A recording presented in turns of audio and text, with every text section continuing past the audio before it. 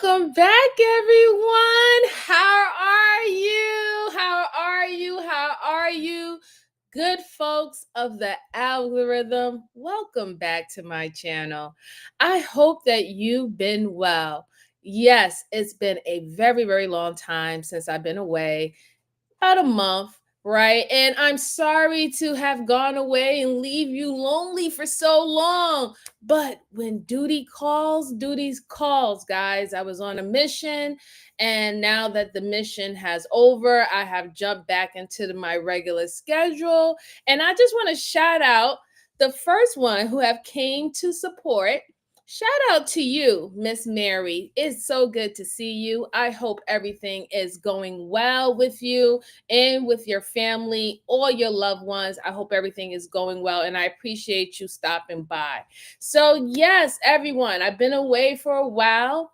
I know a lot of things have transpired. The last couple of cases that we were reviewing was the Karen Reed case. I know that there is some updates to that. I'm trying to put it together that it will sound better when I discuss it. And there was a few other new cases that has popped up that I'm tracking. So later on, I will add that into the couple of cases that we're going to be reviewing for the month of April, I will say, right? And just for, you know, bragging rights. Shout out to my Aries. It is Aries season. All right. The Ram gang gang, Aries gang gang. Shout out to you. Shout out to you.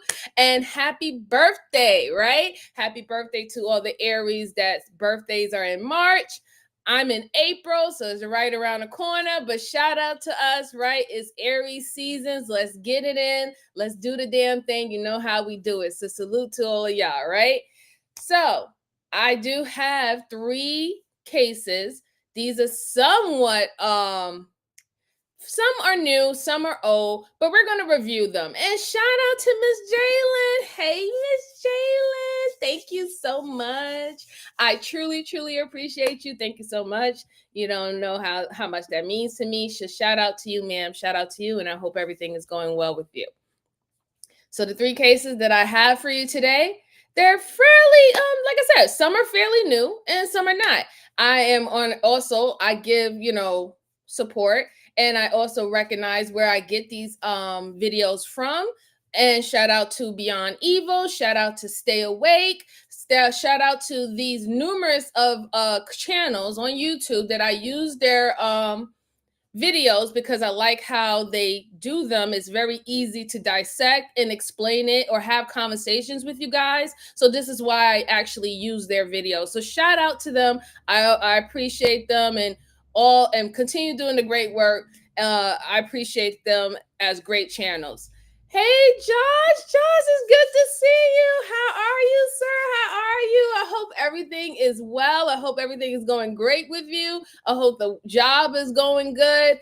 Thank you so much for stopping by. I truly appreciate it. And thank you so much. Yes, I'm glad to be back. I really am. I'm glad to be back because the last month, if I can talk about, which I'm not allowed to, but if I can talk about, if I could have been be able to talk about or freed to talk about what I went through and what I was doing, boy, oh boy, the stories I would tell you. I'd tell you that much.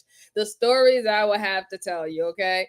But since I can't, just know that, your girl was going through a lot. Your girl went through a different experience, but it's always a learning experience. And this is what this life is all about, learning and growing as much as possible. But it's so good to see you. So, so good to see you. Oh, thank you so much, Mary. Mary said, you are an example of actually adding commentary to transform the content as per a cup. Yeah. Oh, yeah. Thank you so much. I appreciate it because, some people, we have our trolls. And shout out to the trolls. I hope y'all come and stop by and say something negative to me. I really do. And it's not because I'm a masochist or anything like that, but I normally am waiting for the drop of the bomb. You ain't shit. Like one of those things. So shout out to you. Shout out to you. But I appreciate it. So the first case I have for you, this is from, I think, Stay Awake. And it's about a diabolical wife pretend she didn't kill her husband. So we're going to look into that, okay? And let me go ahead and pull this up. So we'll have the outline of what happened, and let's see if she's able to pretend or if she's bad at pretending, right? Here we go. 21st, 2018. A man named James Blackledge was riding his motorcycle along Island Forks Road in the serene neighborhood of Lake Wylie, South Carolina. Suddenly, he was startled by a woman running from her house, frantically calling for help. Alarmed by her distress, he immediately dialed 911. Public Safety Communications, this is Amber. Yes, ma'am. I'm down at Lake Wylie, 4506 Island Forks Road. I was just riding by and a woman came running out and said her husband fell down the steps and she thinks he's dead. So we need an ambulance. I think he might be gone. Okay, but I do have everyone coming lights and sirens. I know you don't want to bother her. Has he been sick recently? He said he had vertigo. About how long? About how long? Only a few minutes, yes, sir. They've been en route since you gave me the address. While James reported the situation, Lana raced to the doorstep of another house, desperately seeking more help. Her neighbor, a man named Terry, answered the door. He then accompanied her back to the scene. Within minutes, emergency responders arrived at 4506 Island Forks Road. Once they arrived, they met the frantic woman at the door, still begging for help. They promptly assured her that everything will be okay, and then asked her name. She told them her name was Lana Clayton. Upon entering the house, paramedics were met with a chilling sight. By the front door, at the bottom of a staircase, Lana's 64-year-old husband, Steve Clayton, was lying on the floor unresponsive. After providing immediate first aid and CPR, they realized that they were too late, and Steve had already passed away. Lana told first responders that she suspected that Steve had suffered from a heart attack. Apparently, she had last seen her husband lying in the bedroom at around 11 a.m., but after working in the yard for 2 hours, she walked into the house and discovered Steve collapsed at the bottom of the stairs. She also mentioned that Steve had been experiencing vertigo and dizziness for about 3 days, and she wondered if this could be the reason for his sudden collapse. By 1:30 p.m., just 2.5 hours after she saw him content in his bed, Steve was pronounced dead. Soon after, the coroner performed a thorough inspection of Steve's lifeless body, and while doing so, Lana's neighbor Terry spoke to an officer outside, reiterating Lana's story. He seemed slightly suspicious of the situation, so he also urged them to make sure her statements added up. Just kind of having guilt trips about not checking on him. I just take a look to see if you see any signs of him falling or anything. Okay. No. Anything was okay? Pretty much.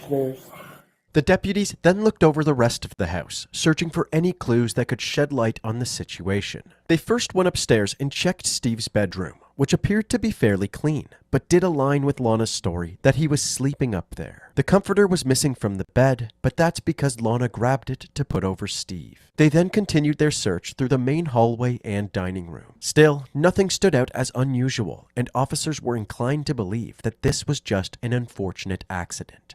You can't blame yourself for any of this. Oh, no, not at all.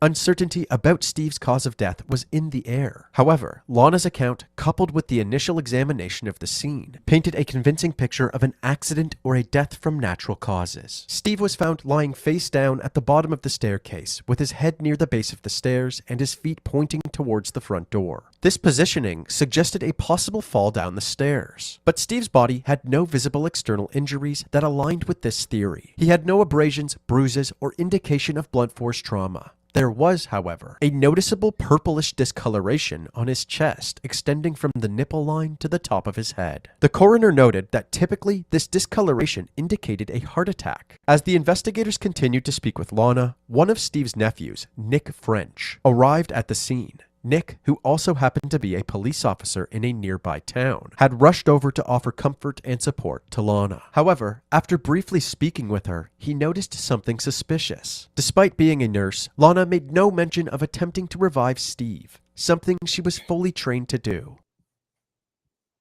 Yeah, that's very concerning. There was two things that's very concerning with me because so far for what they're explaining to me with an untrained eye, I would have believed that it was just an accident. He just fell down the stairs, right? Especially if she's saying that he started dealing with vertical. I would believe that. But if now that I'm hearing that she's a nurse, or even if you're not a registered nurse, whether if you're a traveling nurse, or even if you are just a regular smegular EMS, right?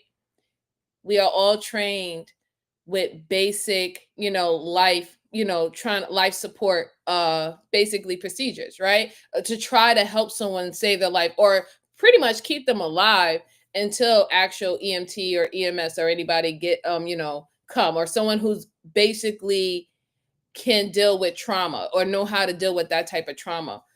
The simple fact that she didn't even try to even render any aid, your husband. If anything, you will render aid to your loved ones or your family members if you're trained to do that. So, I mean, I'll say another way that someone can look at it is that because it was so personal, like it being her husband, that she could have like gotten startled or had the deer in headlights type of moment, and she she got frank it, and all her training went out the window. That is a possibility, but she has explained, being a nurse or even being a trauma nurse, you experience people when they're in dire need, and if you don't do something or you don't get their heart rate elevated, that something can happen. If you're trained in that, you know that you have to act in moments, right? You have to act in moments because all of that counts up. Even seconds counts up of whether or not if someone is going to live or someone not going to live. So I do find it personally, I do find it kind of weird that she didn't render any aid, nor did she explain to the EMTs that are there or the police officers that she tried to render aid. That is weary to me. But let's go on.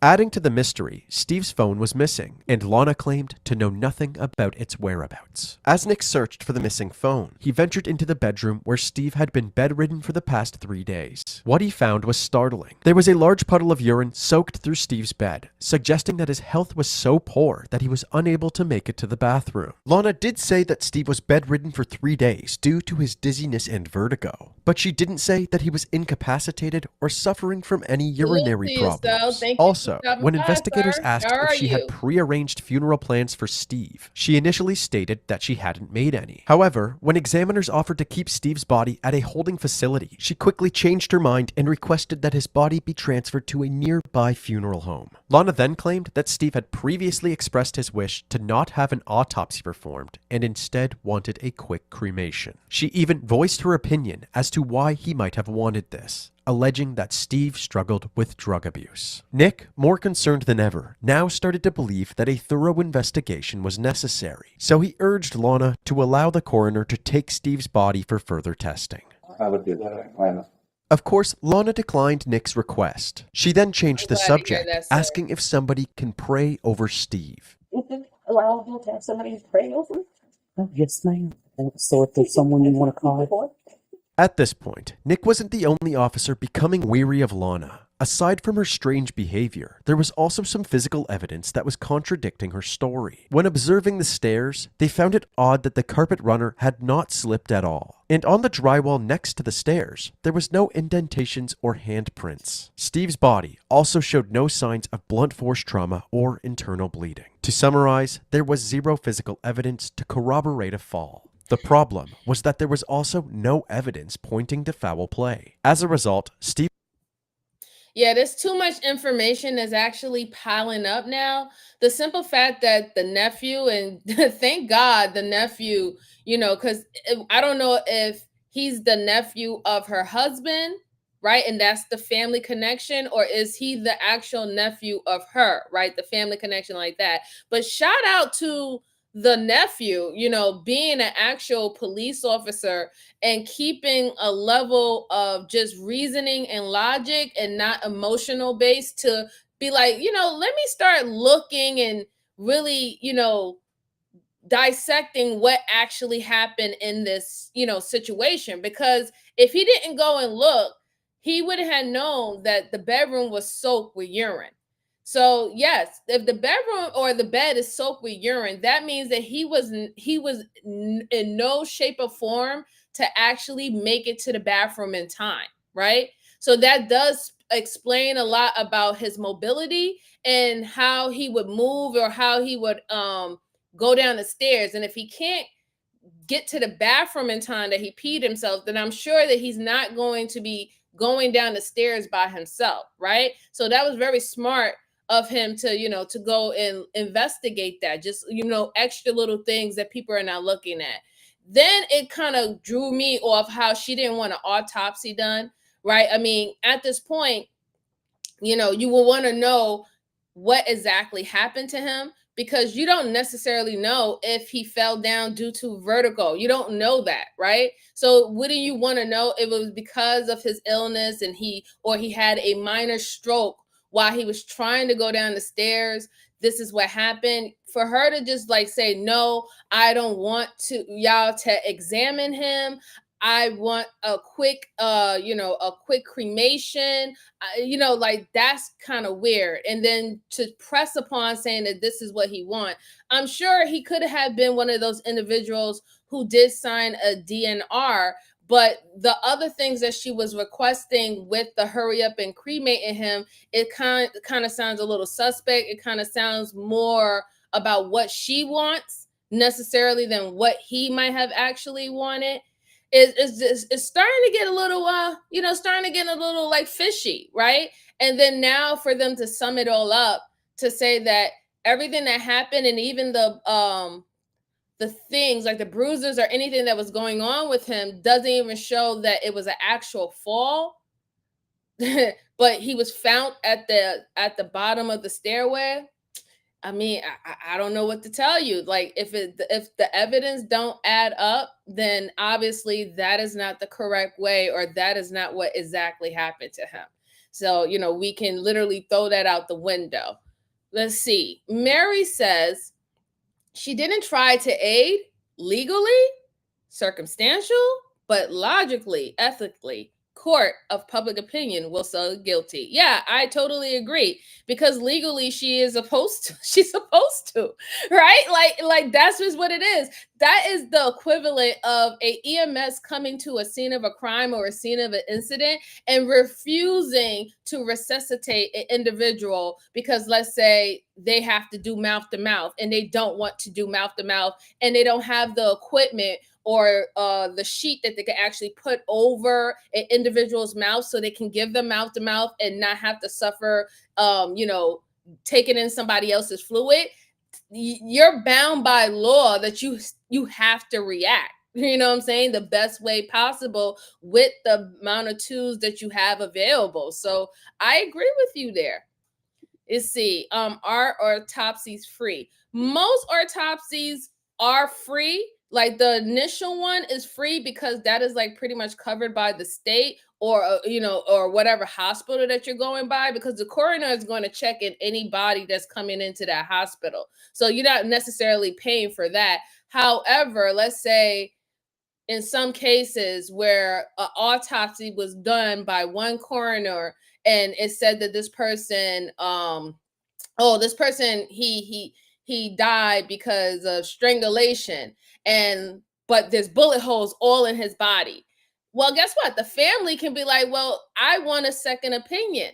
Now, the second opinion is something that you're going to have to pay for, because now you're asking another coroner to evaluate this person's remains, right? And to give you other things that might have happened to that person outside of the first initial report. But let's go on. Steve's body became a crucial piece of the puzzle, and his remains were transferred to the medical examiner's holding facility. This turned out to be a good decision, because the very next day, Steve's side of the family contacted the coroner and requested a full autopsy and toxicology report. Lana was against this request, but she was eventually overruled and further testing was arranged. In the meantime, Lana was left to be with her loved ones. Over the next week, Lana's behavior became even more erratic. She made pending arrangements for Steve's cremation without notifying his side of the family. She sold parts of Steve's expensive art collection and even burned learned several important documents. Among those documents was a will that his nephew Chris Foggin was assigned the executor of. When Chris asked Lana to provide him with the will, she unexpectedly claimed that Steve didn't have one. Lana's refusal to cooperate with Steve's family while allowing her own family to help with Steve's estate set off many red flags for the investigators. Not only that, but Lana's claim of Steve's drug addiction only made things worse. His side of the family had no knowledge of such an issue, and while Steve occasionally used recreational drugs, it was nowhere near the level that Lana described. It was now becoming clearer with every move that she made that Lana was trying to hide something. In 2010, 56-year-old Steve and 44-year-old Lana connected online. Over the next 3 years, the couple built a life together before getting married in 2013. In 2015, Steve and Lana moved from Florida to their newly built house right on the water in South Carolina. All signs pointed to a happy and loving relationship between the two. Steve was even captured fondly dancing with Lana during their July 4th party hosted at their Lake Wylie residence, just 2 weeks before his death. On the surface, the relationship between the two appeared very normal, but as investigators dug deeper, they learned that things weren't exactly as they seemed. Apparently, in 2016, Lana shot Steve in the head with a crossbow while he slept, claiming it was an accident. Fortunately, his injury wasn't fatal, and he recovered in a few weeks. This incident was reported to the sheriff's office. Excuse me? What? What? Hold on. Hold on. Wait a minute. There is no accident with shooting someone with a crossbow. If they're laying down, number one, why is the crossbow in the bedroom? Number two, why are you in the bedroom with the crossbow? Number three, why are you holding the crossbow to actually shoot it when you know that a loved one is laying in the bed and can possibly be in danger? Like, there's so many things that I can add on to the few statements that I made, but let's just call a spade a spade. You do not. Hi, Sophia. How you doing? Good to see you. Yes, we're going over a case, and so far, this lady has done some quite disturbing things to her now deceased husband. And apparently, we're going to find out whether or not if she had unalived her husband or not. But so far, it's not looking too good for her, because the crossbow, shooting your husband with a crossbow and it hitting his head, and he, getting scalped a little bit, and you saying that it was an accident. I'm sorry. There's no accident of shooting someone with a crossbow. You're not at an event. You're not outside. This is a secure location. This is your bedroom. What are you doing with a crossbow in your bedroom? Like, somebody's going to have to answer that question to me. Please put your hand in the chat, or if you had ever been like, you know what? I want to clean my crossbow in my bedroom with my husband, my wife, or my kids playing around in my bed, and everything's going to be fine. How is that an accident? Like, this is ridiculous. That for her to even say that was an accident, I'm glad that they actually brung that situation up to the police, because it makes a lot, makes it more for them to want to question her about what actually happened to him, because that's unreal to me. She was like, oops, I guess he corroborated her. Oh my God. Hi, not other Terry. How are you? Good to see you. Good to see you. Thank you for stopping by. Yes, it is. It's a Game of Thrones reference. Thank you, Mary. Yes, it's definitely given Joffrey. It definitely is. Like, wow, I can't believe that. That's insane. Let's go on.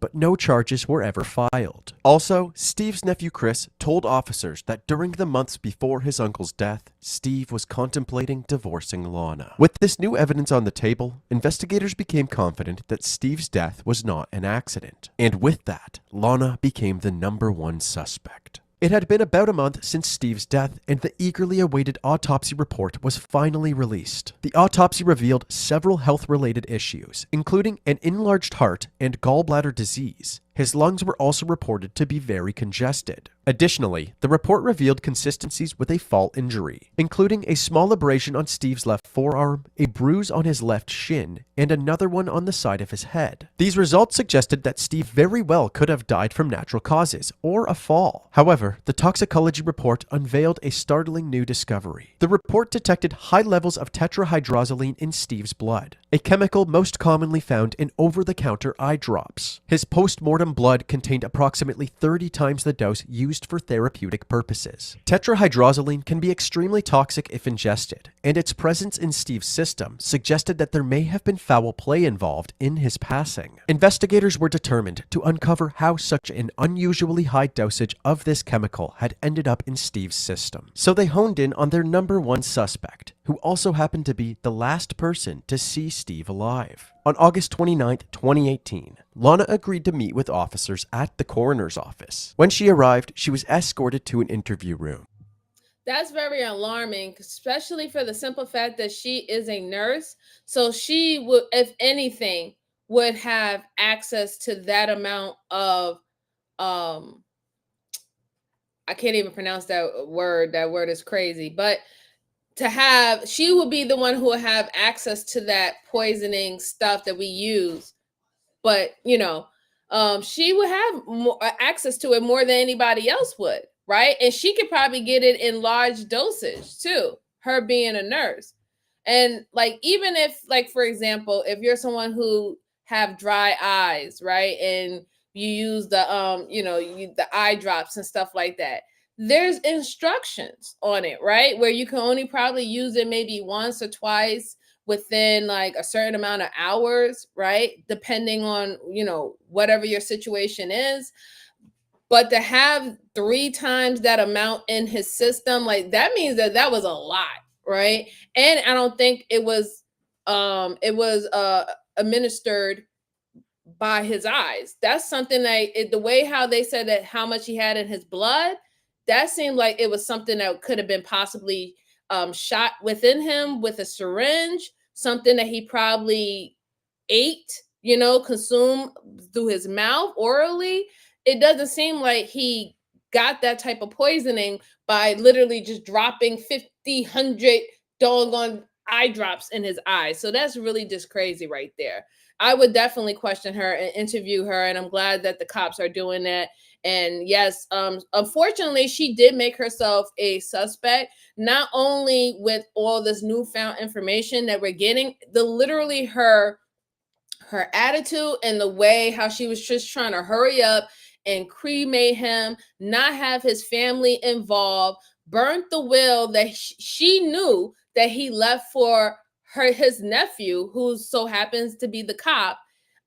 All these type of mannerisms that she's showing up is showing that she is trying to hide something. She's trying to hurry up and quote unquote move on with her life as if she wasn't married to this man. She's not showing any sentimental value about their marriage or anything. So all of that is big red flags, right?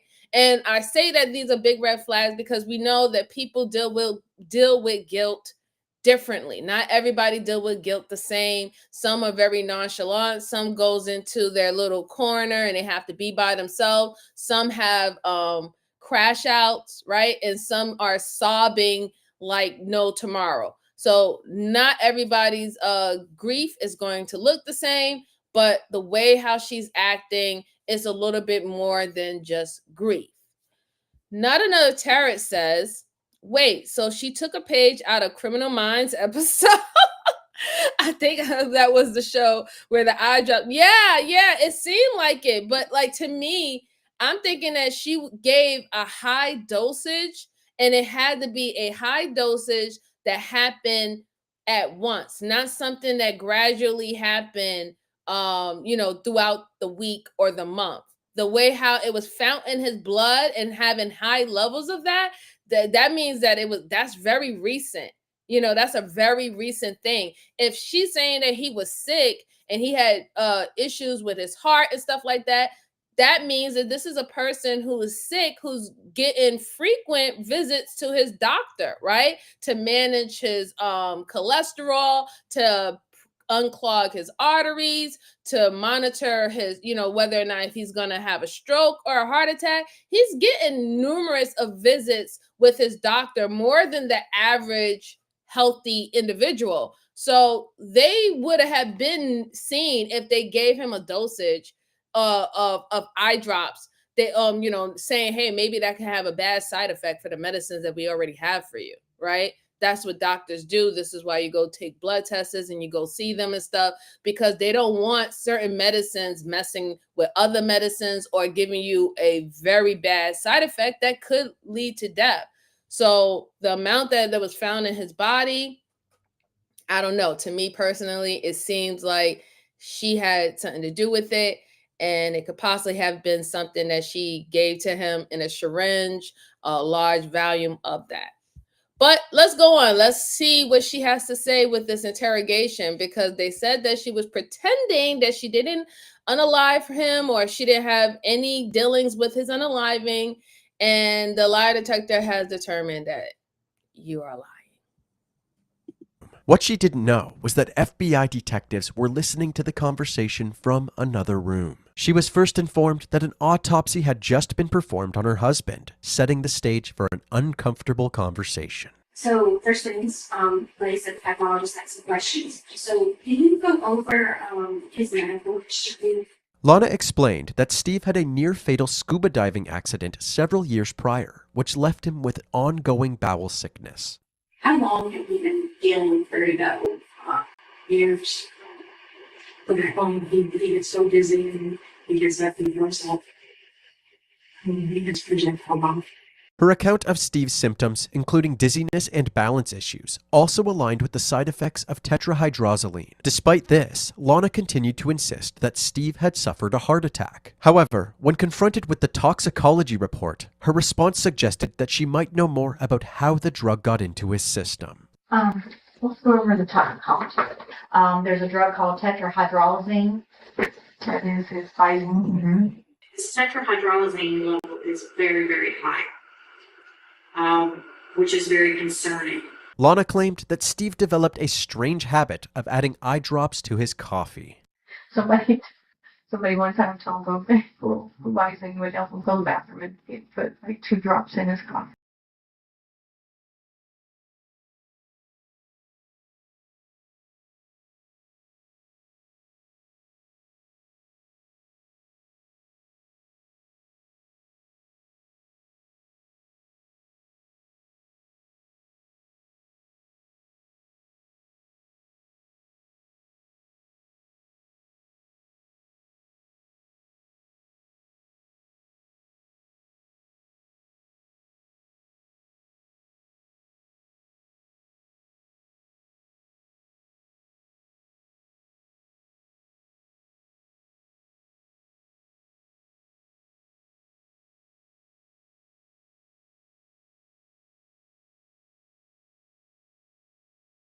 My bad.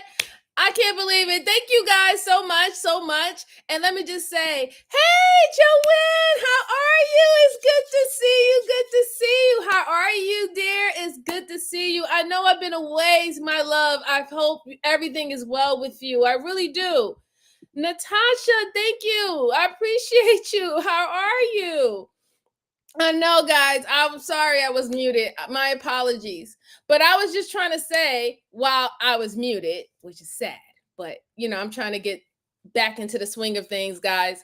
Why would a grown man put eye drops in his coffee instead of actually administering them in his eye? If you're using Visine, that means you have itchy eyes, irritating eyes, whatever, right? Something to do with your sinuses, maybe. Who knows, right?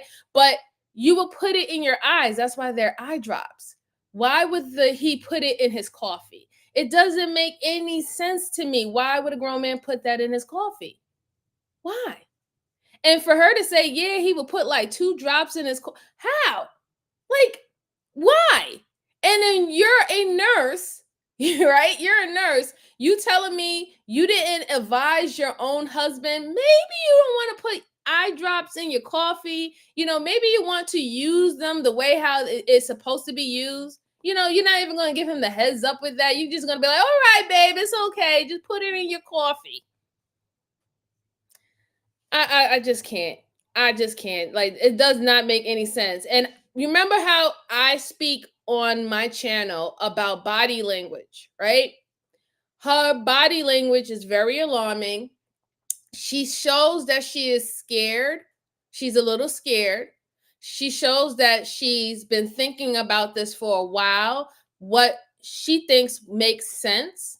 And you could tell by how she's leaning very close to the table, and she thinks nobody can see, but she has her hands crossed. That is also somewhat of a sign of trying to withhold, but she's trying to look also attentive. The shrugging of the shoulders is a sign of trying to look innocent. So she's showing signs that we could tell that she's not necessarily telling the truth, but she definitely wants whatever she has coming out her mouth to be believable. But let's go on. And even like how long have you been doing that for? A year or so. They were taken aback by Lana's response. Given her background as a nurse, she should have been well aware of the side effects of tetrahydrozoline. They also found it hard to believe that both Lana and Steve would allow him to intentionally ingest something so harmful. After the coroners presented Lana with the toxicology report and questioned her about Steve's medical history, the interview took a more intense turn. The detectives who had been listening in from the other room decided to delve deeper into Lana's statements and actions during her husband's final moments. Right now, the death is suspicious in nature.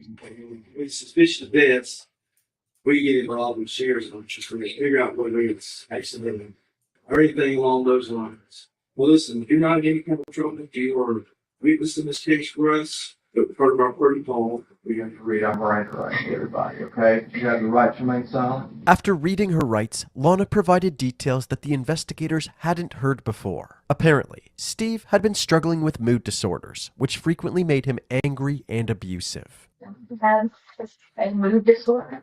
I always walked on eggshells. I didn't know what Steven I was going to come home to, or if he's angry, he would, he can be totally. So this is a big problem. And hi, Betty, how you doing? Good to see you, ma'am. I hope everything is well. Yeah, this is a big problem for me, right? To me, it raised a red flag when you're being interviewed because they want to know more information, and we all get it, right? If they're talking to you, they're not working in your best interest, right? They're working for the best interest of the state and the prosecutor to get as much evidence that they need to when they need to bring on charges, right? This is what they're here for. They're not here for your benefit. However, it's just for the simple fact is that, lady, you are a nurse. Your husband, he was ill. A lot of illnesses that you probably have dealt with other random people in whatever hospital that you work. The steps that you took with his health is very questionable because it will be considered unethical if you was to use those same practices in the hospital, right? Allowing this man to put eye drops in his coffee so he can go to the bathroom, and you said that he did that for years and you didn't have anything to say about it. You just thought it was okay. You should know how that can be damaging by the way you take this item. The item is used to go through your eyes, not to be consumed orally, but you allow that to happen. That's very questionable, knowing that you're a nurse, right? Then like I said earlier, she didn't render any aid when they found him down at the stairs, right? And you should know that the basics of rendering aid, checking for pressure, making sure that they are responsive or non-responsive, seeing if you have a heartbeat or anything. You didn't do anything. You didn't do CPR. I mean, come on. That's your husband. You kiss your husband, right? Why you not doing CPR? Why, you don't have an AED in the house? Like, it's like a lot of things she dropped the ball on. And then it's a red flag for me when they're asking you questions, important questions, and pertinent questions about what happened to your husband the last time he was alive and when you was around him. And now here you are trying to sully his name by saying that he was abusive and that he was going through mood swings. Like, to me, that is a tattletale sign when now you have to make yourself a victim when your husband is actually the one who is the victim because they are not here. And obviously, he is not here voluntarily. He's gone involuntarily. And this is why they're having this conversation with you. So why are you now trying to make it about you? It really boils my buttons when someone does that, right? This is not the time to now talk about how horrible this person was. And it's a big red flag when you do it. It does not make you look good, all right? It does not help you. And Betty, thank you so much. I truly appreciate your compliment. Compliment. I really do. Let's go on. Like nasty, Okay. What is nasty? Just really verbally abusive, calling him names, stupid, bitch. So it's pretty safe to say that he's pretty abusive too. I feel I'm painting a bad picture of him. He wasn't, you think? A monster. This new story completely changed the narrative in her favor, which raised suspicions about her intentions. Detectives, now more skeptical, decided to question Lana about how exactly she found his body. How are his arms positioned? And this is why I say it doesn't work in her favor. Oh, am I muted again? Can you hear me? Put a 1 in the chat if you can hear me. Can you hear me? I hope I'm not muted again. But this is why I say I'm muted. Oh, I don't know why I'm muted. Hold on. Let's see. Can you hear me now? Put a 1 in the chat. Okay, thank you. Thank you so much, Natasha. I appreciate you. Thank you. Thank you, guys. Yeah, so this is why I say it's crazy. It doesn't help you for you to turn this guy into some horrible guy, right? When the question is what happened to him when he died, because when you do that, now you're giving the detectives, you're now giving them motive. They didn't have motive before. Remember, they thought of you as just an innocent bystander that had to see their loving husband, pass away, right? But now you gave them motive. You gave them motive that if he was so horrible, if he was verbally abusive to you for many years or plethora of years, there's a possibility that you would want to get revenge on him, or you will want to, see him gone. And you might think that the best way that he's gone, if he's no longer living, instead of just actually divorcing him, right? And having to split up the household or whatever items that y'all both legally own. That's the motive. And this is what she literally did to herself. She gave these guys a motive. They didn't have one before, but now they do. Let's go on. Oh, don't worry about it, Joanne. I'm sorry. If it's still happening, just try to refresh on your side and maybe that will work. It looks like he was trying to push it out. to get the movie. How did you try to move? Just grabbed it and tried to roll him. So I turned him on the side. So you were able to put him on the side? Yeah, like, Do you remember which side? right side facing the door. So his right side was facing the door? Yeah. So he was on his side. On his side. His whole But body he was had on his side? He had his arm kind of tucked underneath him. I thought you said that he was in a position where he looked like he was pushing himself up. How did his arm move over there? Sure. I don't know. I don't know. I feel like I'm confusing you. And that's fine. That's what we want you to do. We weren't there, so. Yeah, The that's what. door was right here. And the stairs were like right here. And when I came in, it was kind of. So it's kind of like that. Lana's demonstration was inconsistent about with the that, physical evidence. Steve was found face down when the paramedics arrived, contradicting her account. The coroner's findings indicated that performing CPR would have required moving him into a different position. Given Steve's size, 6'3" and 300 pounds, it seemed highly unlikely that Lana, given her own size, could have flipped him over and performed CPR effectively. Furthermore, Lana did not actually call 911. Instead, it was James, the biker that she ran to on the road. With holes in her story like a slice of Swiss cheese, detectives decided that now was the time to bring up the Visine. Did you make this coffee for him? No, he made us coffee. Everybody keeps asking me, about the coffee, and I know they're wanting to know about the Visine. Did he have any? He always had the Visine. Did he have any that day? This one, I don't know. You're in the nursing business, though. Wouldn't you know the effects of it? Sure. I didn't think Visine was anything that would be serious to your health. I feel like you guys are, doing your job and you're, wondering. Excuse me, ma'am.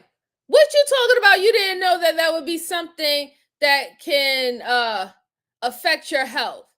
Why do you think that any product, especially man-made products, especially products that have certain type of chemicals in it, right? Why do you think they have warning signs and warning statements, and they actually have directions how to use the product? Because if you don't use it properly, you can pretty much, I don't know, poison yourself. Right? It's no longer going to be a benefit anymore. It's going to poison you. You can have a negative side effect. Like, we have these warning labels for instructions on how to use the product and to keep it as a benefit to you and not a negative. And you being in the career field that you are and having to deal with product, chemicals, saline, all these things, you should know that. You should know that. It's literally the same with aspirin, right? Aspirin. We know that people take aspirin. We know that people who suffer from heart attacks take low dosage of aspirin, and they can take it daily without it destroying their liver, but we know that it helps them if they have heart attacks, right? We also know that aspirin also thins your blood, right? We know about ibuprofen, right? Ibuprofen is usually better used for chronic pains that have to do with your joints, your hurting trauma to a certain meaty area, your muscles and stuff like that. Ibuprofen is not really used for anything that has to do with your head or sinuses, right? That's what you use Tylenol for, right? Tylenol is when it has to do with your sinuses, your nose, all of this. Ibuprofen, down. Now, even I know that, and I'm just a basic, regular, smegular EMS. Okay. So for her to talk about, well, I didn't know, being a whole nurse, I didn't know that him taking eye drops and putting it in his coffee was going to actually affect his health, but then also sit up there and say that he has vertigo or issues with his other things, chronic issues that he has to deal with. And none of that came to mind. You didn't use any of your skills as a nurse to, I don't know, advise him, right? Because we know that, if he wants to listen or not, that's hearsay, right? That's another thing. But you didn't advise him, and it didn't seem like you advised him any time about the concern about him putting eye drops in his coffee. And it's very alarming for me to hear this from someone who is a certified nurse, to talk like this and to talk about any form of medicine in this way. Like, it really disturbed me, right? Because there's a reason why we have certain dosages, and the dosages are to eliminate the fact that this is going to be toxic and poison and can cause some side effect and death. That's why we have dosages. If not, why don't you go ahead and chug a love and drink on the syrup and stuff like that? She's stressing me out. Let's go on. If I killed my husband, and I did not kill my husband. Realizing the gravity of the situation and the mounting suspicions against her, Lana asked for legal counsel. As a result of this request, all questioning was put on hold. However, Lana was soon informed that a search warrant had been obtained for her house and cell phone. They then requested that she hand it over. After complying with this request, the detectives began a thorough examination of her phone records. They also drove her home and executed the search warrant on her property. When detectives discovered a crossbow on the property, they connected it to the crossbow incident they had learned about after speaking with Steve's family. They questioned Lana about its presence, prompting her to disclose more details about their relationship and past incidents. He was always so in control. Mm-hmm. He controlled everybody. Right. And manipulated. Everybody thought he was a wonderful, sweet guy, but he had such moods. He would go from depressed, angry, and then he would take narcotics to change his mood. And he knew I was going to leave him. Right, I understand. No, I can't ask you any more questions just due to the fact that you had invoked your right. But if you talk to me, you still have that option to do that. Does that make sense? Yeah. Feeling the pressure of the investigation and the mounting evidence, Lana revealed these details to the detectives, hoping to provide more context to the situation. I did not give him marijuana or Valium, Benadryl, any of those things. He took those, but I did put Visine in his water. Lana had just admitted to administering Visine to Steve. This shocking revelation prompted detectives to continue their questioning of Lana. You're not going to jail tonight. However, I do want to... No, she did not. He didn't pass away from the bow and arrow, Joanne, but she did try to take that man out a couple of years ago with that bow and with that crossbow. She sure did. And try to say, oops, it was an accident. And they let her get away with that too. They let her get away with that. But it's crazy how she now just admitted that she was putting Visine in his water. So you didn't put Visine in his coffee because he made his own coffee, but you was well aware that he was putting Visine in his coffee. So when you would go get water for him, why was you putting Visine in his water? You was poisoning him. You were literally poisoning him. That's what you was doing. And you are a dumbass because you just admitted it. Like, you just admitted it that you was overdosing him. And you're a nurse. You can't make this shit up. You can't make this. I am flabbergasted. I really am. Like, oh my God. She really just... she didn't... Like, okay. I'm losing it. Sorry, guys, because it's been a minute since I reviewed these type of cases, and this is not, I don't find it funny when someone lose their life and someone do it in a horrible way or, malicious way and stuff like that. I don't find one's losing their life a funny matter.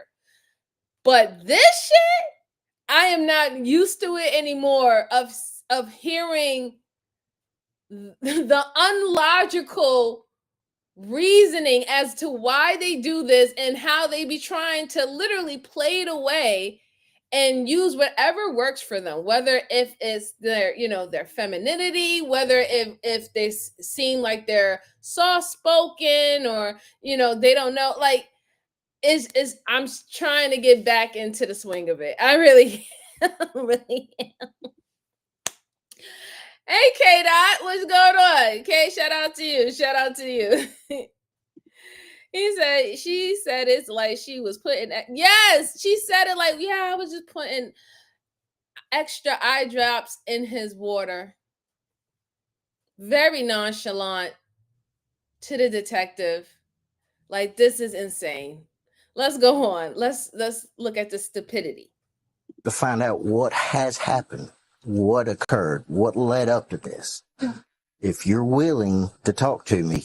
I have no problem. Okay. Do you want to go inside and sit down? Yeah. So that way you'll be a little bit more comfortable. After Lana and the detectives entered the house, they listened as she continued to reveal the disturbing details of Steve's abusive nature. I told you a little bit about Steven, but it was worse than what I told you. He was verbally and physically abusive. He had hit me several times. When did this start? Probably right after we had moved in together. He did hit me in the face twice.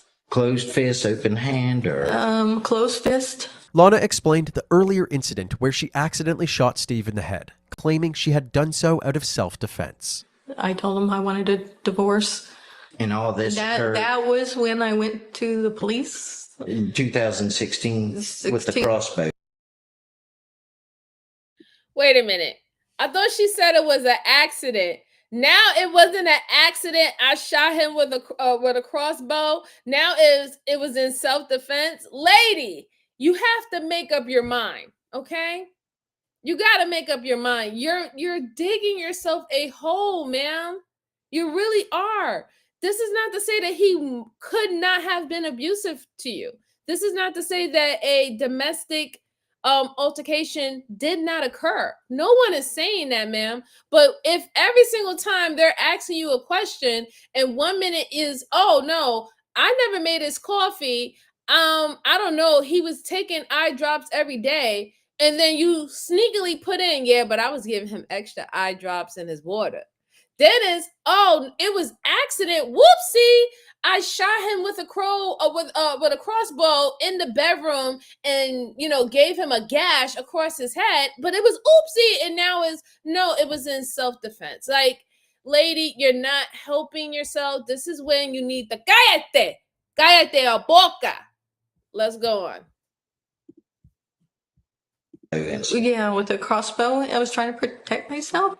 Now that Lana was opening up, the detective redirected the conversation to the evening before Steve's death. And I know that you're just dumping it all out. Kind of tell me about what transpired on that evening.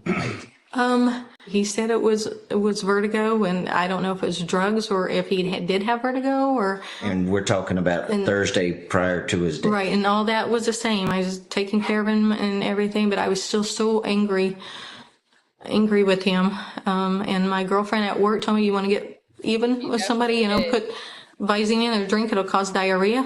When I saw that Visine on the table at his bedside, I just took and squirted it. And what did you squirt it into? His water. Into his water? I think I put the whole thing in. See, the whole bottle? I think it did. Okay. I squeezed it hard. I was just angry. No, I just wanted him to have diarrhea. I wanted him to just be miserable. She adamantly stated that Steve's abuse caused her to act impulsively, but insisted that she never meant to kill him. What if I did kill him? What if I caused his death with the Visine? What's done is done. Okay? We need to worry about healing now. Following this interview, detectives discovered several empty bottles of Visine around the house, which corroborated Lana's confession. They also found a pile of burnt belongings in the backyard. However, crucial items like Steve's will and cell phone were missing. After this search was wrapped up, Lana was left at her home for the night while they prepared an arrest warrant. Typically, under these circumstances, a confessed killer would be held at the county jail. But law enforcement believed that this was an isolated incident, and Lana posed no danger to the public. In the meantime, detectives interviewed Steve's side of the family and his former partners about any incidents of abuse. None of them were aware of any abusive behavior or drug addiction. The next day, on August 30th, 2018, the York County Sheriff's Office received another frantic 911 call. It was Lana's neighbor who had just discovered Lana unresponsive in her bed. Apparently, she had taken drastic measures to avoid prosecution. She was quickly taken to the hospital where she eventually regained consciousness and was now under police supervision. Back at the residence, authorities discovered that Lana had recently written a series of letters. In them, she apologized for the pain that she had caused and explained that Oh, so she a whole punk, huh? She tried to dodge actually, dealing with her consequences. She tried to take her life, and that didn't work. They got you to the hospital just in time. But it's funny how you didn't know that Visine should not be, mixed with coffee and should not be added to water, and you should not, give someone overdoses than what is prescribed to take. You didn't know any of that as a nurse, but you damn sure knew how to try to take your ass out when it was pleasable for you. Like, this is ridiculous. You a whole punk and you try to take your life because you knew what you did. You knew that you purposely did it. And if you're now writing apology notes and stuff like that, that's because you have a guilty mind, a guilty conscience, and a guilty heart. Because you know what you did to that man. You did it intentionally. You did it on purpose. It wasn't, oh, I just wanted him to have diarrhea, right? I mean, if that's the case, if you wanted him to have diarrhea, why didn't you just put prune juice in his coffee?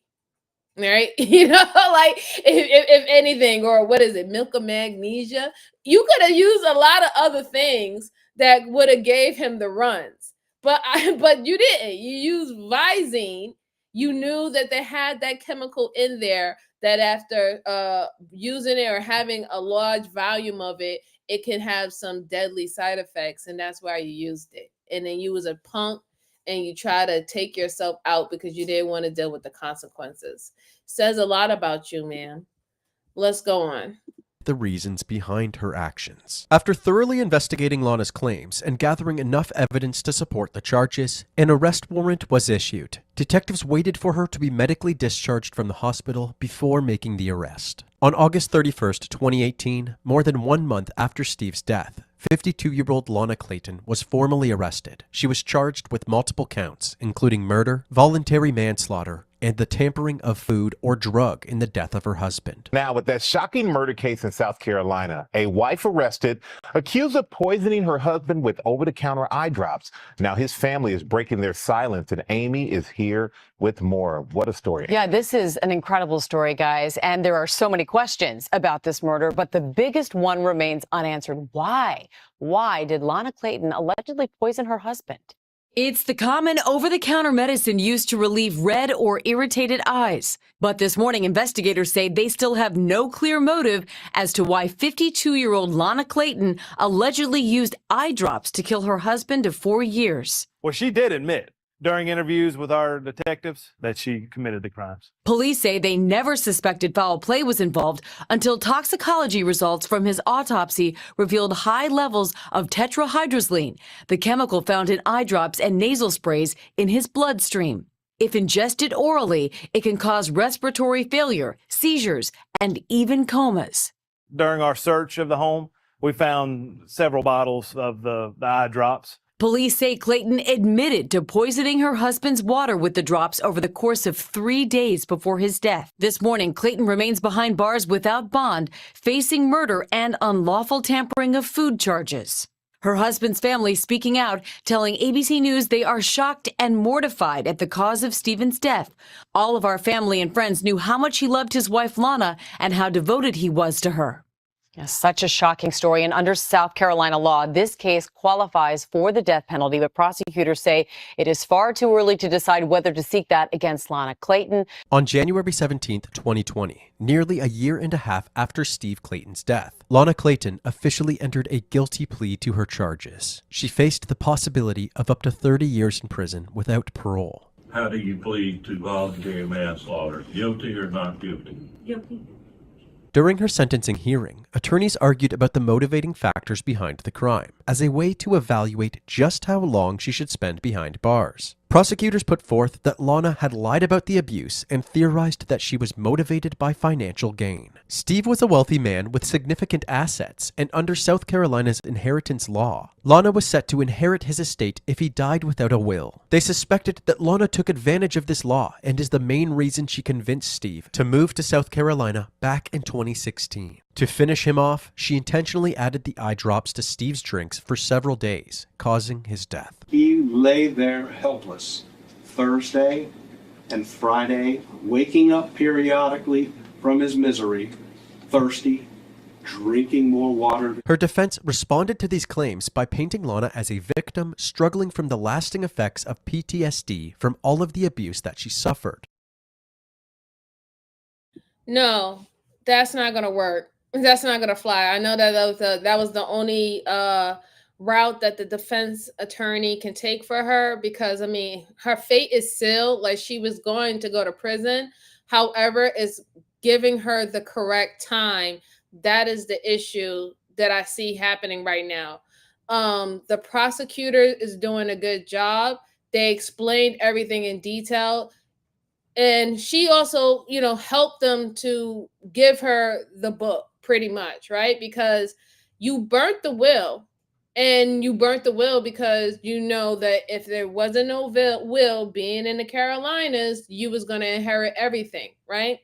I mean, so you showed that you was trying to get rid of the will because you actually wanted everything. You wanted to get everything if he was gone. The simple fact is, to me, it was premeditated. I think that she should have got first degree. I don't think manslaughter was the right thing for her. I think it was first degree, because you knew that he was taking eye drops and putting it in his coffee, and here you are giving him water with eye drops in it. You had every intent to harm this man, right? But the defense, they're going to lean on she's this abused, battered woman. She ain't that abused that she took a crossbow to this man's head. Okay, like, y'all can't leave that factor out.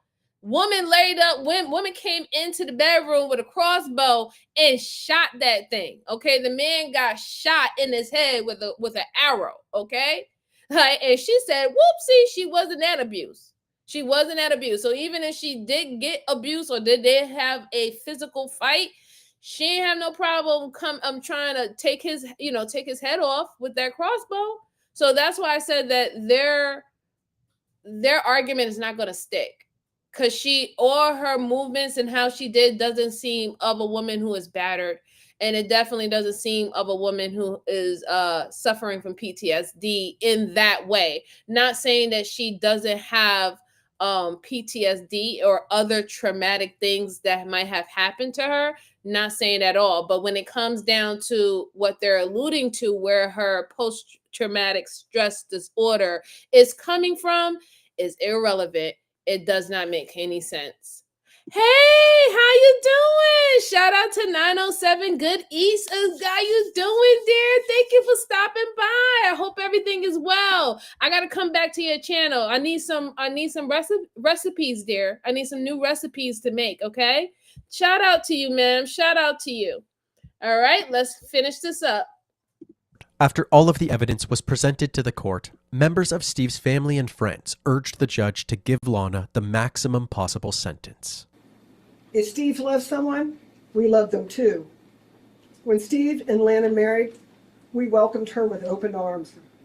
Lana Sue, as Steve lovingly called her, was a VA nurse from Oklahoma. We traveled together on vacations, We visited Steve and Lana in the mountains.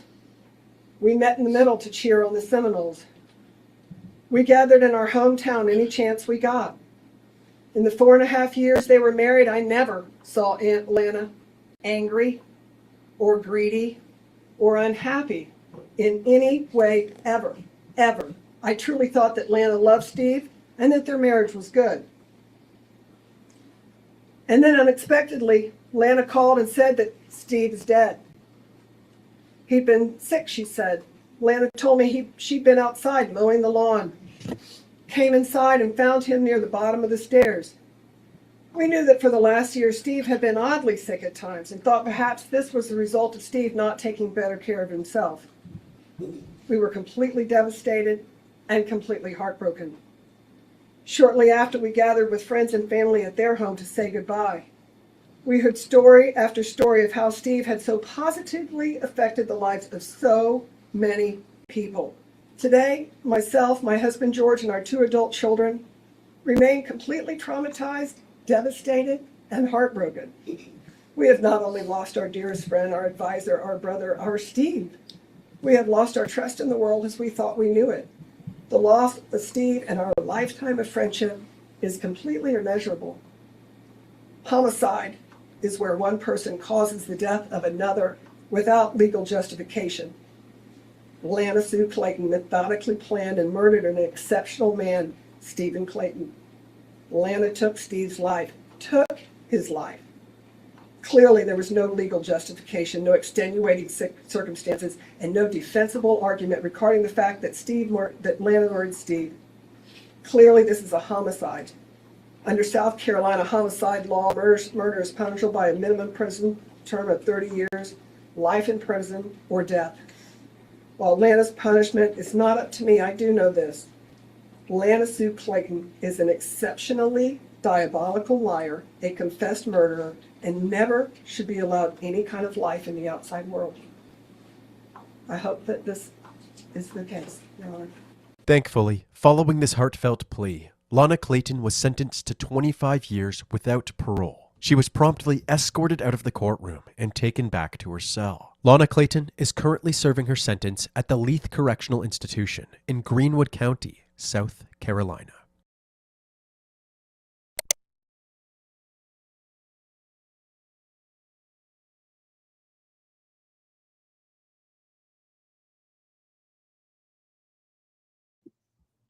My bad. Yeah, that was really crazy. That was a real crazy case. Yeah, she really did try to pretend that she didn't know nothing. The fact that she tried to pretend that she didn't understand what type of harm or what type of side effects that Visine has, or the ingredients that was in Visine, and that's literally a part of your career field. Not even rendering aid, and that is a part of your career field. The destroying of this man's will, right? That you knew, that you was well aware that he was giving or leaving something to his nephew, his actual biological nephew, and you burnt it, knowing that you needed to burn it so you can inherit everything within the state that you happen to have him relocate to, right? Because you understand the law that's in that state of the Carolinas, South Carolina. So you uprooted him from his family in Florida, and what she did was diabolical. And I think that she should have gotten more time. 25 years is not enough for taking this man's life, and apparently, since you was trying to unalive him, not once but twice, because we can't forget the crossbow incident. Yeah, you should have deserved more time. Sorry for him. Prayers to his family and this man's soul. You try to do the right thing. You try to love on someone, and it's very unfortunate when it's not reciprocated, and in fact, love turns into hate. But would I even say that's really love? I don't think that's love. That's limerence. So whatever was beneficial to her, she felt that now it was more beneficial to her that you were gone. And that's very unfortunate. Sad case, very sad case. All right, guys. So if y'all are still with me, I still have 2 more cases for y'all. Can y'all just do me this solid? Please hit the like button. Please comment later on the video or in the chat. I love when we have commentary in the chat. This is what I built this channel for. And also subscribe and share out to anyone who is interested in reviewing and going over these type of cases and just doing commentary on it, right? And then we can learn things from each other. I don't necessarily know everything. I know a few things, and I'm sure that other people know more than me in certain areas. So I love to piggyback off each other. I love that. I enjoy it. All right. So the next case I got for you is, I think this one is from Beyond Evil. I'm not sure, but shout out to that channel, Beyond Evil. They have very good videos. A killer thinks he got away with murder. He didn't realize that he was being recorded by the CCTV. So let's see how this plays out and what happened. Okay, here we go. Meeting people and hooking up. Jackie Vandergriff was one of those young people, a 24-year-old woman who had just begun turning her life around, a woman who had no way of knowing that she had definitely taken a wrong turn that night. Join us as we look into the horrifying case of the murder of Jackie Vandergriff and the investigation that would bring her killer to justice and probably kept another murder from happening. She's found dead in a pool that came from your backyard. You killed her. I never wanted to kill anyone. It's me. It's totally me. There's no doubt about it, but I just want to go forward with it. If you remember this whole thing and you're a psychopath, serial killer, and you dream about this shit and you do it all the time, and then you should just shut up and tell me to leave.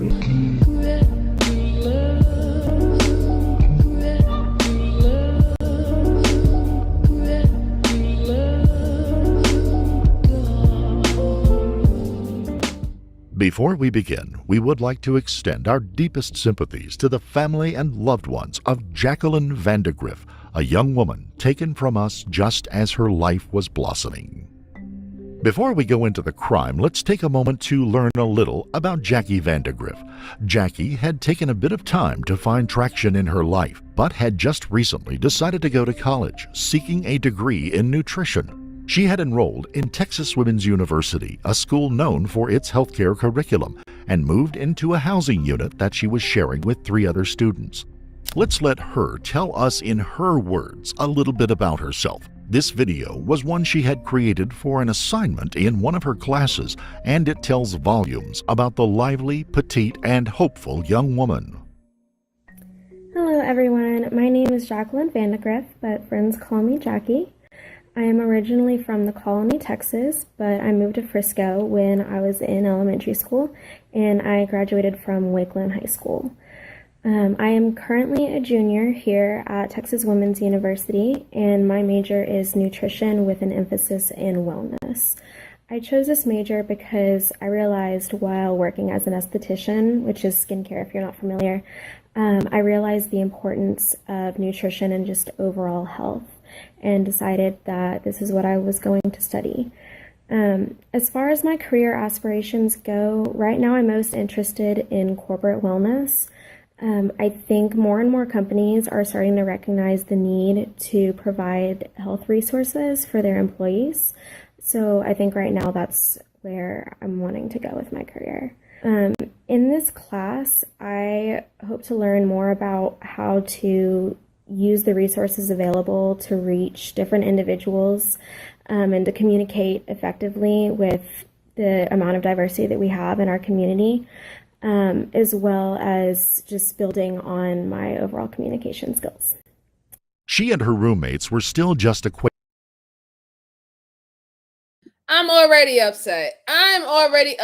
Such a little young, beautiful girl. She had great aspirations. Shout out to, her thinking outside of the box, and thinking about corporate health, because that's quite important, right? And providing those type of resources for your employees. I wish that was at front and center with more companies, right? Really focusing on the health of their employees so they can have a more fulfilling work environment, right? Not only just at home, but also, when they're actually working, because just think about it. Just working at a 9 to 5 job, most of the time you're sitting down, right? And we all know that the causes of us sitting down, we get sedentary, is not good for, is necessarily really not good for our health at the end of the day.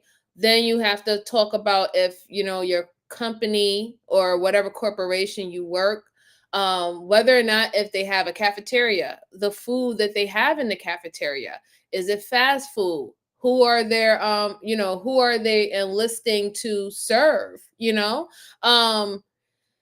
These things are very important, and I really feel upset that she's not with us, because I don't hear a lot of people speaking about that, and is about to become a very touchy story for me. So I'm really upset about that she's not with us, because I would have loved to see what she would have brought to the world, especially the business part of the world.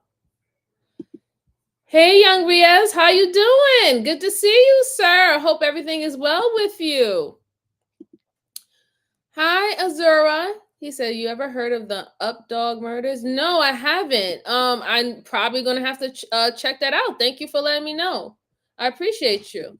Let's go on. Acquaintances at this stage, and the young woman had driven back home every weekend to stay with her parents. But on this Tuesday night, September the 13th, 2016, she decided to go out and try to meet some new people. She left on her own, walking to the nearby downtown scene in the area with numerous restaurants and bars catering to the massive number of students and young people in the area. She had had a boyfriend not too long ago, but the two had broken up amicably. Phone records show that he had texted back and forth with her for a couple of weeks prior, but otherwise she was single and wasn't against finding some new companionship. Now that we've looked into her life a bit, we need to move forward to the morning of September the 14th, 2016. A man is taking his regular morning walk just before dawn at the Acorn Woods in Grapevine, Texas, when he sees a fire erupt not far from the parking area. The trees and brush obscured his view, and he couldn't make out exactly what had happened. He made his way to the area just in time to see a fire blazing heavily near the wood line and a silver or gray SUV pulling out of the parking lot. In just a few moments, he had flagged down two Parks and Recreation employees who were driving by in their work truck. Brock Howard and Mark Lockwood sprang from their truck and grabbed a 5-gallon bucket of water from the bed of their truck. They had been using the water to clean paintbrushes, but it did the trick in putting out the very contained fire. What they found once the flames were out caused them to call 911.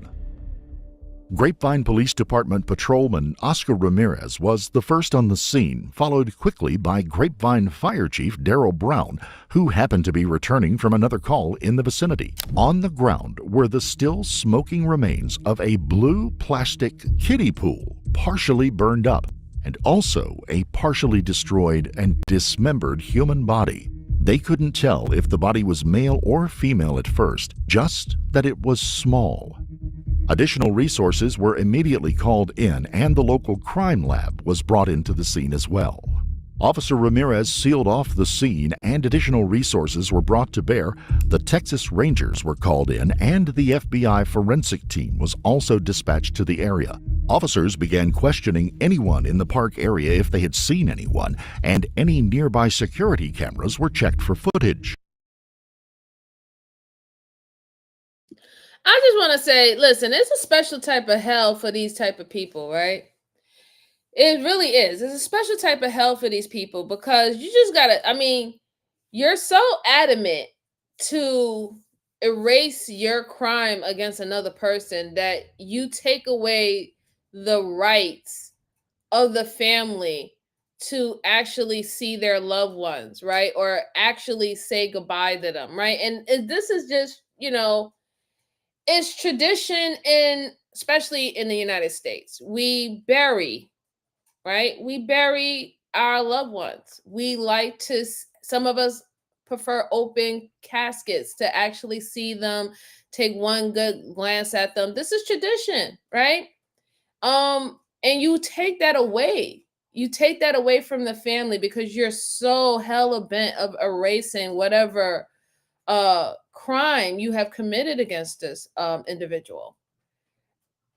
You don't even have no, like, I mean, again, we understand this person's a murderer, right? Why do we expect them to have any concern about anybody else but beside themselves? But that's why I say it's a special type of hate for you, because if you really just think about it in hindsight, now you doing that, they can't even have, a actual burial for their loved one. They can't really say goodbye to them. Everything has to be, it has to be like, a cremation or a wake, and doing like, sympathetic type of things, like raising of balloons and stuff like that. It can't be an actual, everybody in the family come together and say your farewells and your last goodbyes because you doing something that's as wicked as this.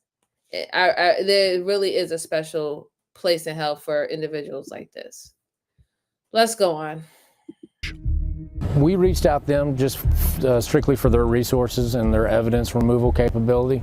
So that's why they're assisting us with this investigation.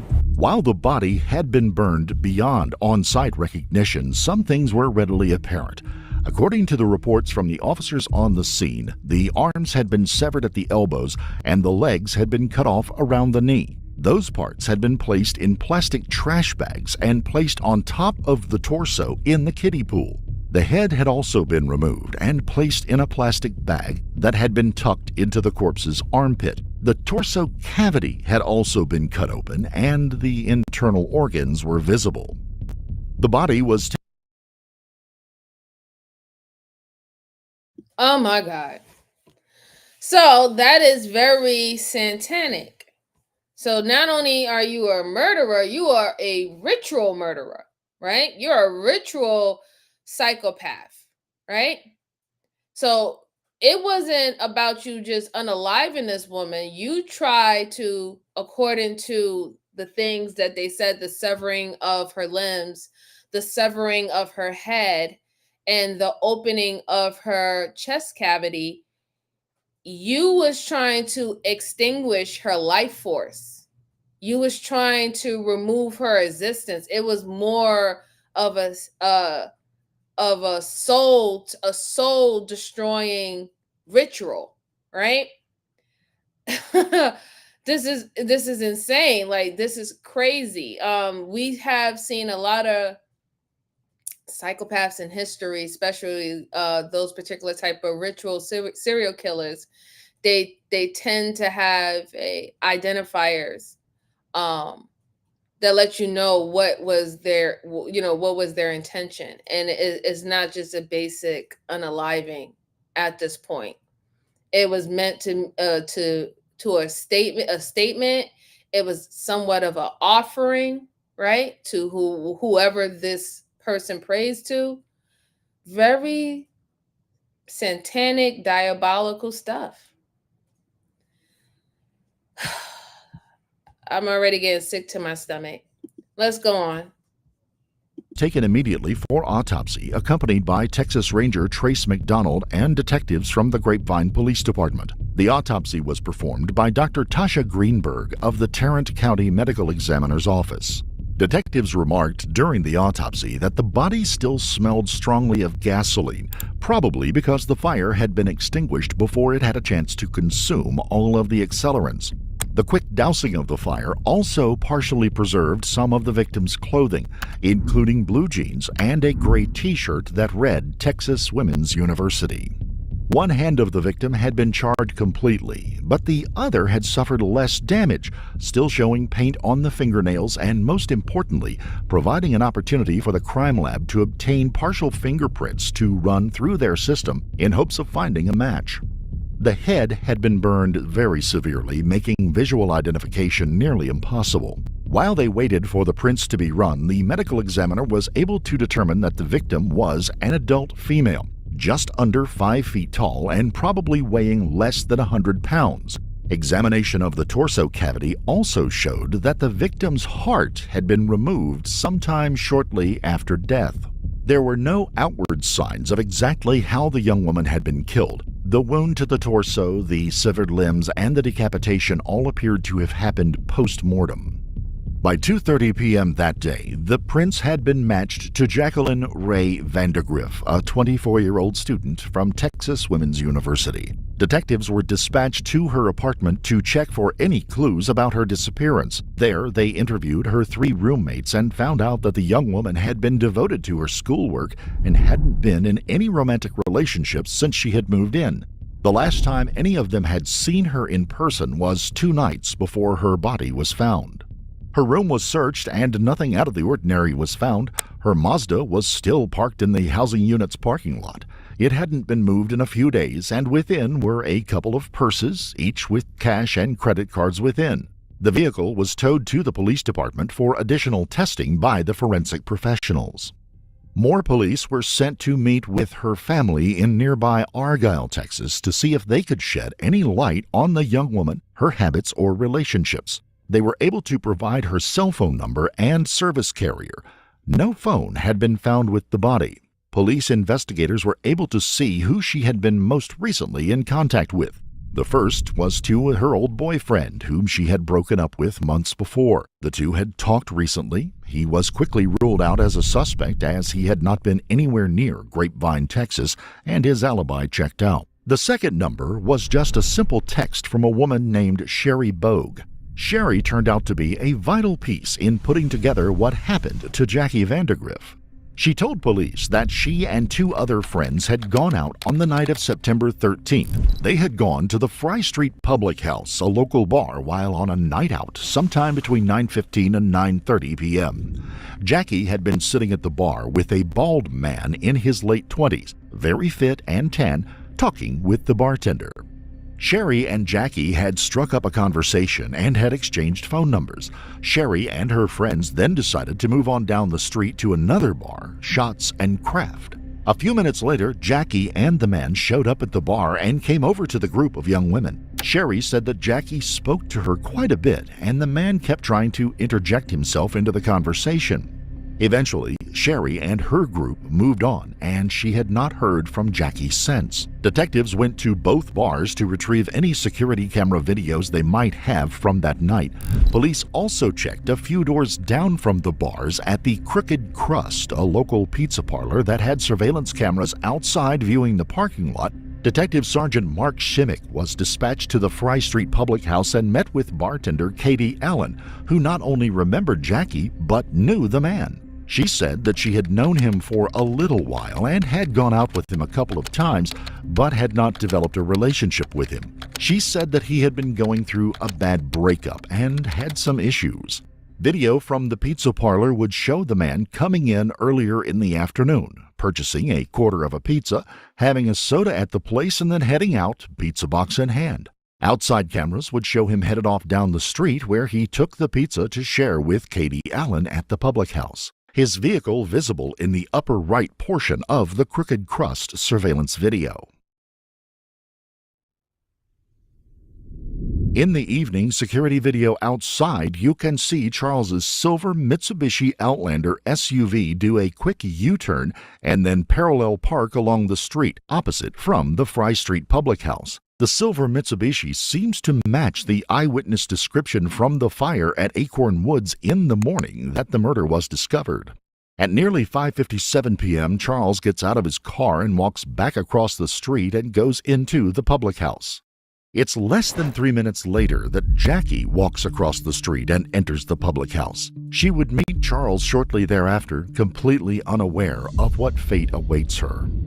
Outside, it had begun to rain, and Jackie had walked to the bar from her apartment. The man who she met in the public house and who had accompanied her to Shots and Craft kindly offers to give her a ride home. Perhaps a romantic spark had been kindled in her during the short time they had been together. The two walk back across the street and climb into his car, It's 8:47 p.m. The two stay in the car for 20 more minutes, doing who knows what, and then they drive off into the night.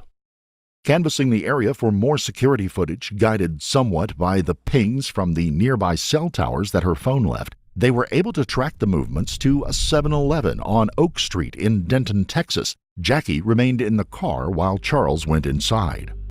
Inside, Charles heads to the bathroom, then quickly grabs 2 canned alcoholic beverages along with a steak and cheese sandwich. Cell tower pings then place her phone as heading through Fort Worth, Texas, and the final one was at 1:32 a.m. from a tower on Blue Mountain Road in Haslett, Texas. According to the data it provided, the cell phone was somewhere within a northeasterly azimuth of the tower when the phone stopped communicating. Charles's home was located 3 miles to the northeast of that particular tower. Charles Bryant was not a complete unknown to police in the area. Twice before, in the city of Grapevine, Charles had been arrested for possession of marijuana and forgery. He had also had a misdemeanor assault charge in Washington state a few years before. Most important, though, was that he was currently the subject of a protective order sworn out by an old girlfriend in nearby Denton because he had been stalking her. And campus police at North Texas University were currently looking for him because he had violated that protective order. Charles had dated a petite 18-year-old woman for about 3 months before she broke off the relationship with him. He didn't take the relationship breakup well and continued to pursue a relationship with her, and in the end, to just pursue her, leading to an arrest on September the 6th of 2016 and removal from the North Texas campus where she went to school. All right, so what I can say about this so far, ladies, my young ladies, please do not get in no car with no random stranger. I don't care how hot he is. I don't care if the conversation is going smoothly. I don't care. We are no longer in that era where it was just regular good, just flirting back with someone. Good Samaritan situations, like we're not there anymore. A lot of these predators, right? They come with a smile. Some of them come with a drink and a smile, right? Some of them come with food and a smile, right? And great conversation. So we just, you can't chance it anymore. You can't do it anymore. Not someone that you just completely meet off the street. It's just not, it's not a good idea. I did think it's kind of weird that this seemed like this guy, he seems like he's well over the age of 19 or 21. Just even by looking at him, he has a thing for young girls. He has a thing for young college girls. Even from the case of his last girlfriend that he's getting arrested for. So he stalks his prey. He has a type, right? Young, college-going girl, probably still naive, probably still gullible, not that much dating experience. He has a definitely go-to type. And, you know, one of the things you can possibly do about understanding what an individual type might be is asking the appropriate questions when you do have a conversation with them, right? This is not to say that she did anything wrong. She didn't do anything wrong at all. She didn't do nothing wrong, and she didn't deserve what happened to her either. It's just, this is the world that we're living in. Let's go on. A protective order would be issued against him in an attempt to prevent him from stalking her. It did not work.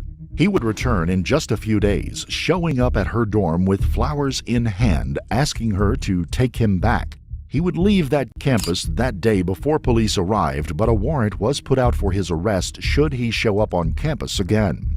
Members of the local drug task force were dispatched to watch 14017 Sandhills Drive in Haslett, Texas, a 4-bedroom home that Charles shared with 2 roommates. In the meantime, an arrest warrant for Charles Bryant was sworn out on the violation of the protective order. This would allow them to take him into custody. In the meantime, search warrants were requested for his house, car, and cell phone. They knew they had their man, but they needed physical evidence. Charles would emerge from his home, get into his car, and begin to drive away. Within a block, he had been pulled over, removed from his car, cuffed, and sat on the curb. His car was towed and impounded to be searched for evidence, initially dealing with the stalking charges, but in short order for evidence in the murder case of Jackie Vandergriff. Inside, they found a .22 caliber Sig Sauer Mosquito pistol and a stun gun hidden under the front console. The stun gun still had a single, long, blonde hair tangled up in it. A further search of the car turned up a number of zip ties that matched ones found at the scene of the burning, and a number of blue plastic flakes consistent with the remnants of a burned kiddie pool. Numerous blonde hairs and blood stains in the back cargo area were also discovered.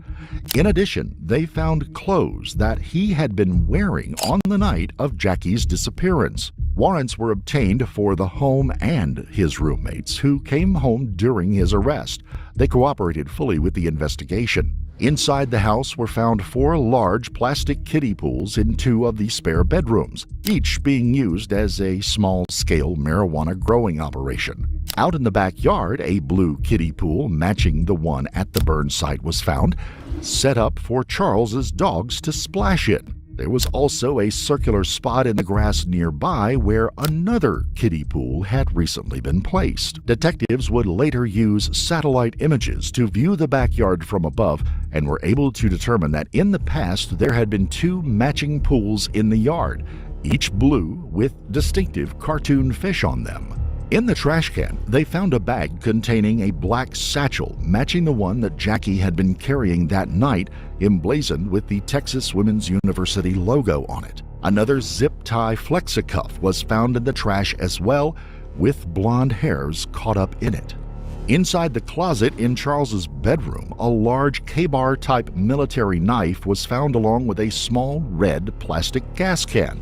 The knife would later test positive for blood, and security cam footage from a gas station would show a nervous Charles filling up the can in the wee hours of the morning just before the reported fire at Acorn Woods. A receipt in his room would also show that Charles had gone to a nearby Walmart that morning around 4:45 a.m. and purchased a shovel. The backyard behind the home showed that he had apparently attempted to dig a hole there that morning, either to bury or burn Jackie's body on the premises. His roommates said that he told them he had decided to put in a koi pond. It looked like an open and shut case for the local police and Texas Rangers.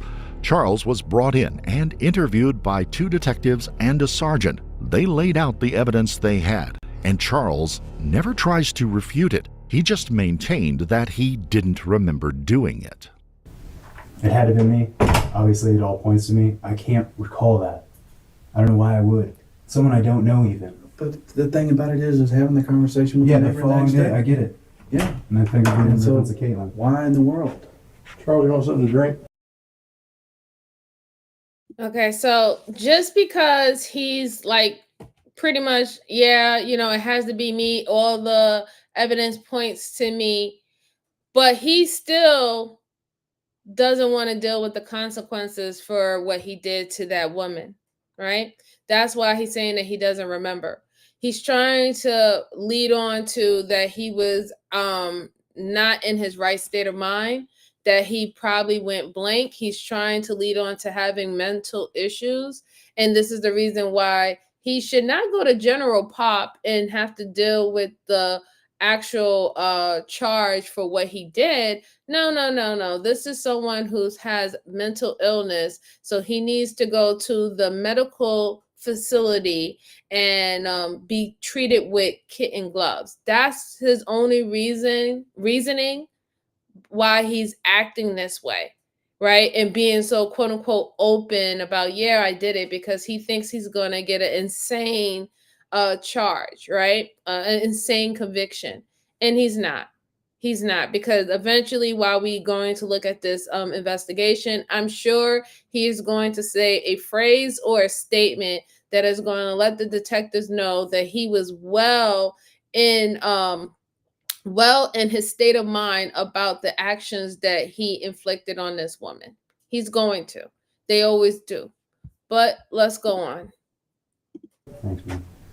I'm Sergeant Henley. We haven't met. I feel like I know you, though, because I've been watching the goings on or whatnot. And I keep hearing you say you don't know what's going on. You don't remember. You don't this. You don't that. Come on, man. We've laid it out for you. Okay. Yeah, it's there. And up in Grapevine. I remember that. We're over there at your house. Okay. We have video of you with this girl. Showed me. You're at the bar. Her cell phone goes to your house. You're walking around Walmart at 4 o'clock in the morning buying a shovel. She's found dead in a pool that came from your backyard. Okay? Yeah. You can't tell me you can't tell me you don't remember. I don't know why. Come on, man. Well, I'm giving you You were that. there. Obviously. You did all these things, and there is no way in the world that a man could travel all the way from Hazlitt to Grapevine, from Denton to Hazlitt to Grapevine, and not remember. Stand up and man up and tell us what you did for this girl's family. I'm admitting to it. I can't remember killing anyone, man. You've got to. There's no way. You remember all the big things in your life, okay? Very few are bigger than taking another human life. Yeah, it's pretty drastic. I know it's in there, okay? Yeah, I know you got it in you.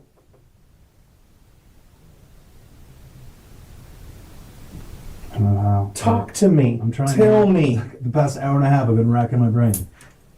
There's no way, man. There's no way in the world that you do not remember this. And he's absolutely right. There's no way in the world that you cannot remember what you did, because it was all ritual.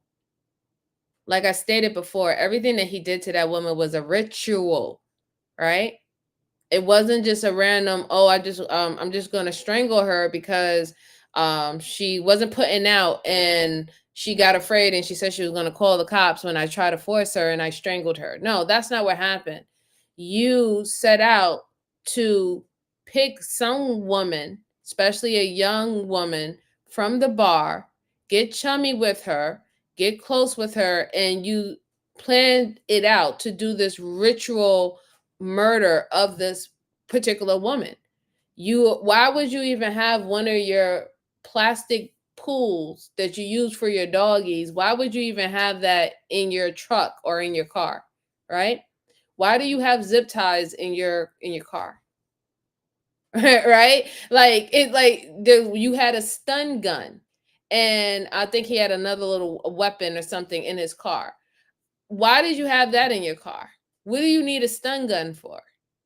You know, there's so many things that you had already in the vehicle while you went to the bar and you met this young girl and you was able to convince her to get in your car for a ride home, but you took her everywhere except her home, right? You even took her closer to your house, right? But you took her to the gas station. You took her all these places, but you didn't take her to her house, but you offered her a ride home. You cannot tell me that you do not remember what you did to this woman. In fact, you remember very clear, because the things that you did, it was like somewhat of a trophy for you. A trophy type of experience. You probably know that woman by her name. You probably know every detail, every wicked, evil detail that you did to that woman, leading up to severing her body the way that you did and decapitating her. You know what you did. And you literally playing in these detectives' faces, acting like you don't have no knowledge of anything. You don't even remember even being at the bar with this woman, talking to this woman. You don't remember nothing, right? So you want all of them to believe that you were drunk or you was under some form of influence, like hallucinating. Even when you look at the video, if you was under, like, we know that you had some drinks in your system, right? So you had alcoholic beverages. But even when you look at the video of them driving, it doesn't seem like he was swerving across in the street and something like that, like, or he was having a heart attack, or you was hallucinating. Like, it didn't seem like you had what is the word? Irradical movements, even driving in the vehicle. So I don't know what the hell you talking about. Let's go on. There's no way. Woke up. I don't even remember taking her home. I thought I was home. She went to earlier. your house. Yeah, I don't remember taking her to my place, man. I don't. I thought I went home by myself. And you killed her. You killed her. And then you didn't just leave her there, you drove her to Grapevine. Tell me you don't remember that. Putting her in the car. Come on. You were at the bar with her in Denton. Y'all drove to your house. You killed her. You drove her to Grapevine. And you don't remember any of that? I just remember waking up hungover. I don't know how I could kill someone, man. I don't. It's like it's not me. But obviously it is me. It's like I just... Out of all those things that I've told you there, how is that possible that you don't remember? I don't think I was that drunk. I really don't. It's not about being drunk, Charles. The people kill people when they're drunk because they drive down the road and they hit them, okay? They don't murder them and then take them to another place. Look at me, man. They don't. I've been doing this for 25 years. Exactly. They don't. I can't believe that he literally is trying to use that I was drunk situation. If you're drunk, right? Because the way how he's trying to explain it, that he was so drunk that he doesn't even remember anything, right? But even if you were drunk within the time that you committed the crime, you couldn't have done half the shit that you did to this woman. If you was really drunk, right? If you had that level of alcohol in your system, you would have been suffering from alcohol poisoning, not being able to commit a cruel, diabolical ritual murder of a woman. That's not what alcohol does to you, okay? Especially when you're at the highest level of having alcohol in your blood. It doesn't turn you into a raging murderer who's blind and who doesn't realize anything that's going on. That's not what alcohol does. And to sit up there and continue to, say this lie to the detective, I know eventually he's going to spaz the hell out. I would if I was him. But, you're being very disingenuous. But again, he's under the impression that if he can say that he was not of the right state of mind, that if anything, he can get a lesser charge. He can get convicted for something far less, go to prison for far less, and probably not go to general population. This is what he's assuming. This is what he's assuming with all his antics that he's doing right now. But it's not going to work. It's not going to work, especially when he keeps on outlining how it led up to this woman losing her life. Everything was intentional. But let's go on. Okay? I've heard a lot of blackout stories. I've seen a lot of blackout stories. This is not a blackout story. And the fact that you can't look me in the eyes... I don't remember, man. I don't. It's down in there. And it's weighing on you. It's dragging you down. The entire thing is. I know. And you would at least feel better. Telling you something I don't know? Telling me the truth. You feel better. I don't know, man. You do know, Charles. There's no way you could not know.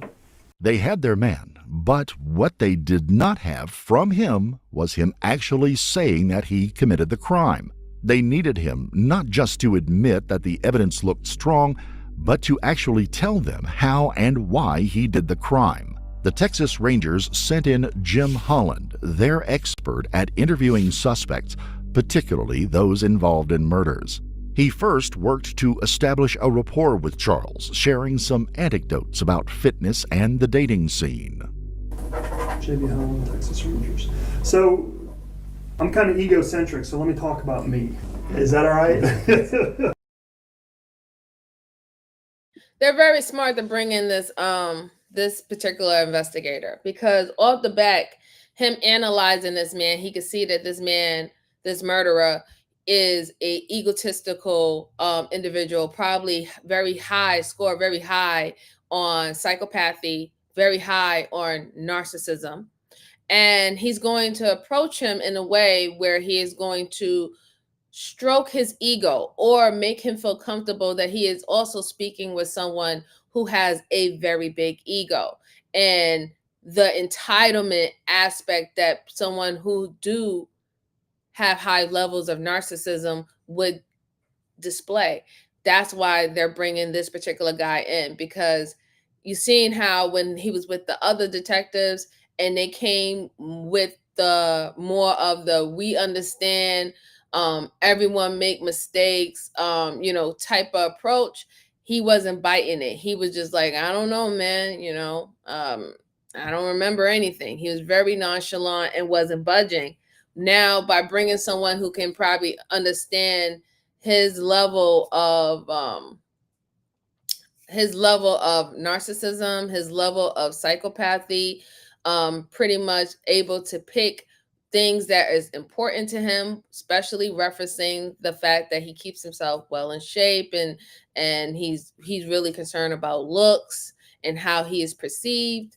He's going to get a little bit more out of him than the other detectives are going to get out of him. And it's very important for them to get a to get him to admit that he did it, right?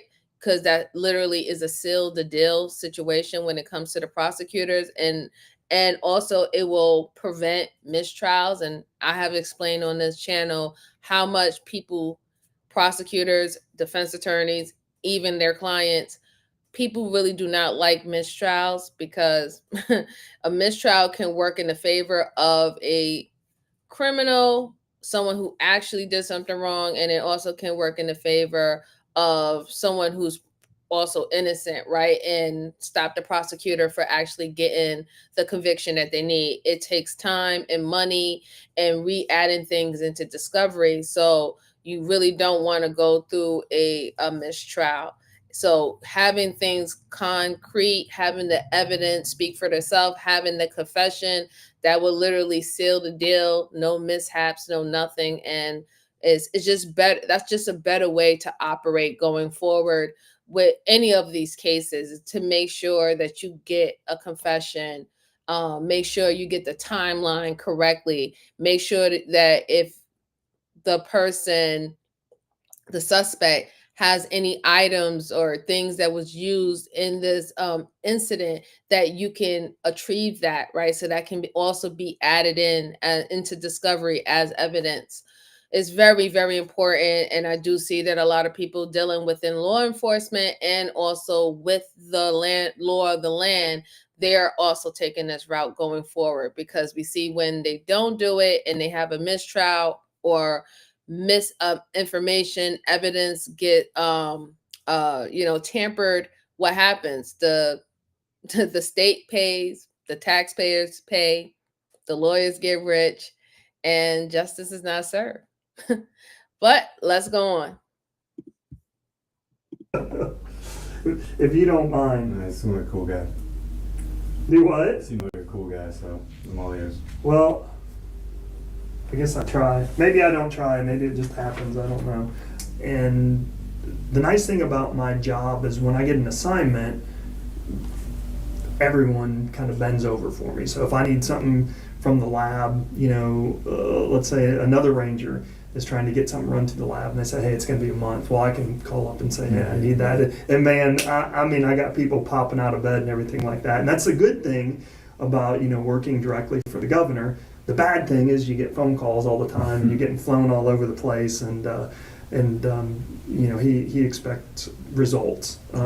So of us 8 USIT guys, I'm the senior one. So I get all the big fun phone calls. But it's an interesting gig. I'm never bored or anything like that. I can see that. Now, let's let Charles give his side of the story.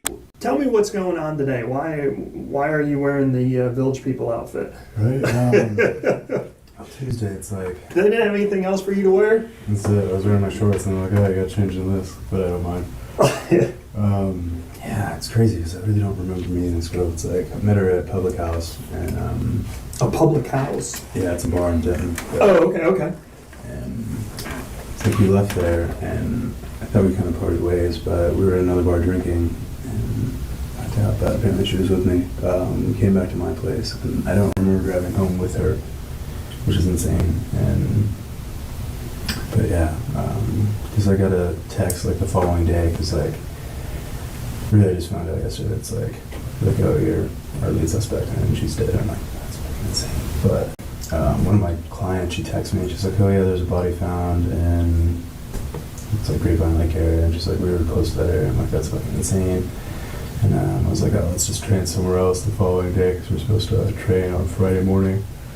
But yeah, turns out it was me, and it's just nuts. Like I don't even know this girl. It's like I don't remember her name, and it's blown my mind because it's so out of character for me. It's like I'm not an angry guy. I'm not aggressive. It's I don't know. I've been trying to think over it last night, and I just don't remember leaving with her. It's like because all I remember is like she was this tiny little thing. I commented on that because I went and saw my friend Katie, and she's a bartender, and we were drinking there, and I've been there pretty much all day just because I was going through some crap with my ex, and called a lawyer, blah blah blah blah, and I just went to go drink with Katie, but I don't think I was that drunk. I remember going home. I thought I went home alone, but I didn't. But I'm taking it's like all the evidence is on me. It's like I'm just I can't remember doing it, but it's me. It's totally me. There's no doubt about it. But I just want to go forward with it. I don't know where I'm gonna go. It's, like, it's jail. I'm fine with that. And, one of the detectives yesterday was saying that Texas has a death penalty. I'm like, all right, great. I'm gonna die in jail, but I can't fight it. It's obviously me. I can't remember doing anything because they gave me time frames, and I was like, I woke up at like 9. I just felt like really groggy and tired. I thought I was just hungover, but yeah, they're like, here. I'm like, Bye. Charles's story of blacking out will not help settle the case, so Ranger Holland explained that he is going to work through this with him. Most cases of psychotic blackouts leave memories intact, but they don't reemerge until up to 72 hours after the incident, oftentimes piece by piece, seemingly unrelated at first. Charles goes along with this and eventually opens up after hours of discussion. Have you ever met this chick before? Never know. Can you remember what she looks like? Tiny little blonde girl. Yeah. Did they show you a picture yesterday? Or? Yeah. Okay. And I remember commenting at Public House. I was like, oh, you're really tiny. Because she was sitting down, and then she stood up because, we were just drinking. I was like, oh, you're little. I remember that. We kept drinking. We all leave around like 9 something because Katie had to leave. I just got split because I thought I went over to another bar. You did? You went to a second bar? Yeah, not that one. It's like, I thought I went to that one, and there's a guy in there who's a bartender. Yeah, the bartender in there said you were in there chatting the chick up. Yeah, they showed me pictures yesterday, and they were at the same time. And they gave a girl my card.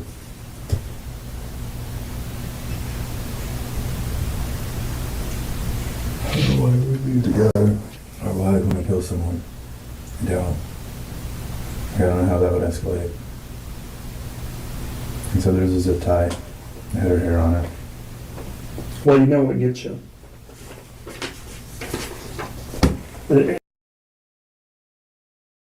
Remember, guys, what I told you about body language? Like, he knows he's lying, right? He knows he's lying. He's not even looking at the detective face to face, having this conversation while he's explaining his side. He's literally looking towards the left, and he is focusing on whatever he needs to focus on that will keep him calm enough to tell his story. Even the hunching over in this way, all of these mannerisms just let you know that he is not being honest and forthcoming about what he know. And he really is trying to lay it on thick. Like, man, I don't even know. I know everything leads up to me, but I just don't know. I was so drunk. I don't even know this girl name. They're the ones who saying I went to a second bar. I was down and out with my girl. Like, but you're just like this. You're like this. You're not like, no, this is what I know. I had a couple of drinks. Yeah, I was talking to this girl. Yeah, I probably said, hey, I'll give you a ride home. Probably made out with her. Got to the house. You're not showing that you're being forthcoming. You're showing that you're just like, I don't know, man. I don't know. Yeah, this is what they're telling me, and I'm just like, it is what it is. I know this is the state of Texas, so I mean, probably going to spend my rest of my life in jail. We also have the death penalty. That's an option, but it is what it is. Yeah. But he's saying everything and doing everything. And now you're not concerned about going to jail for the rest of your natural born life or losing your life. You're not concerned about that. And I'm wondering why. Why wouldn't you be concerned about those consequences that is up for the chopping block for you? Why wouldn't you be concerned, especially if you're saying that you didn't do it? It doesn't make any sense. It's crazy. Well, so this is the swimming pool that's missing from your backyard, right? It didn't burn up all the way, and the edges curled over. So your DNA's, all over it. Fingerprints, DNA, and everything in the backside of the body. Same thing. There's DNA on it. The other side of the swimming pool, there's DNA. There's fingerprints. There's dog hair that's going to end up matching. I think your dog's, and you got the knife with. That test isn't back yet, but the knife that's in your closet is going to come back with her blood on it, and. The reason that they found out right away is it wasn't burned up all the way, so they were able to get fingerprints. It's called AFIS, Automatic Fingerprinting Information System. So they can basically, the morgue rolls her fingerprints because they're not off there, and then that's how we identify her so fast. And underneath her nails, she's got some skin. It's going to come back, we believe, to you. They just got their stuff, your DNA yesterday, and then I started doing the swap and everything. Yeah, I started pushing that. It was going to be 30 days, and I started pushing that last night. So the stuff starts coming back, and that's some of those texts. I asked them to update me as we go through, so I know definitive things. I can already tell you what's going to be there, but the swimming pool, your DNA on her body, or what's going to end up being your dog's hairs in the pool on her clothes. But your roommate's got you out there at 4 a.m. digging a hole in the backyard. Let's see if I got a picture of the swimming pool where you dug a hole. You're digging a hole basically where that swimming pool was, and he said you're putting in a kiki pond. You remember that conversation with him? Koi pond? Koi pond, yeah. You remember telling him that you were putting in a koi pond at 4 a.m.? God, about a koi pond, that's crazy. I remember digging a hole. It's like I saw the shovel this morning, and your DNA's all over it. One of them had they found a partial or a full fingerprint. See, as I'm getting these back, these are all my tests coming in. DNA positive. And this part that has the rolled up on it, this is where her body's found inside this, but you'll see that nice protection, the heat rolled over the edges, and your DNA and your fingerprints are, So, a bag, Some of the stuff was wrapped in a bag, but the bag didn't burn. Well, mitochondrial DNA is on there. I mean, between YSTR, full range DNA, and mitochondrial DNA, I mean, you're all over it. And then, and you can see that that's what we have pictures of. I won't show you this next one because it's disgusting, but her mouth is not burned. So we've got what's called YSTR, but it's a male strand of DNA on her tongue. So that's gonna, I'm sure that's gonna come back to you. And I can show you if you want to see, it's kind of a disgusting picture. Okay, and then this. In addition to all the video of you leaving together, the still at Walmart. So, I mean, it's all there. What's Grapevine? Huh? Well, and what does Grapevine want to do? I mean, well, kind of they want to be done. They reached out because they have something that they're not.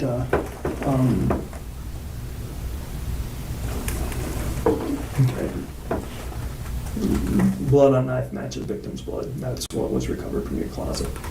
So, I mean, all this comes through. But, I think they're happy to walk away, because they've got you and they don't give a shit. They've already made their case.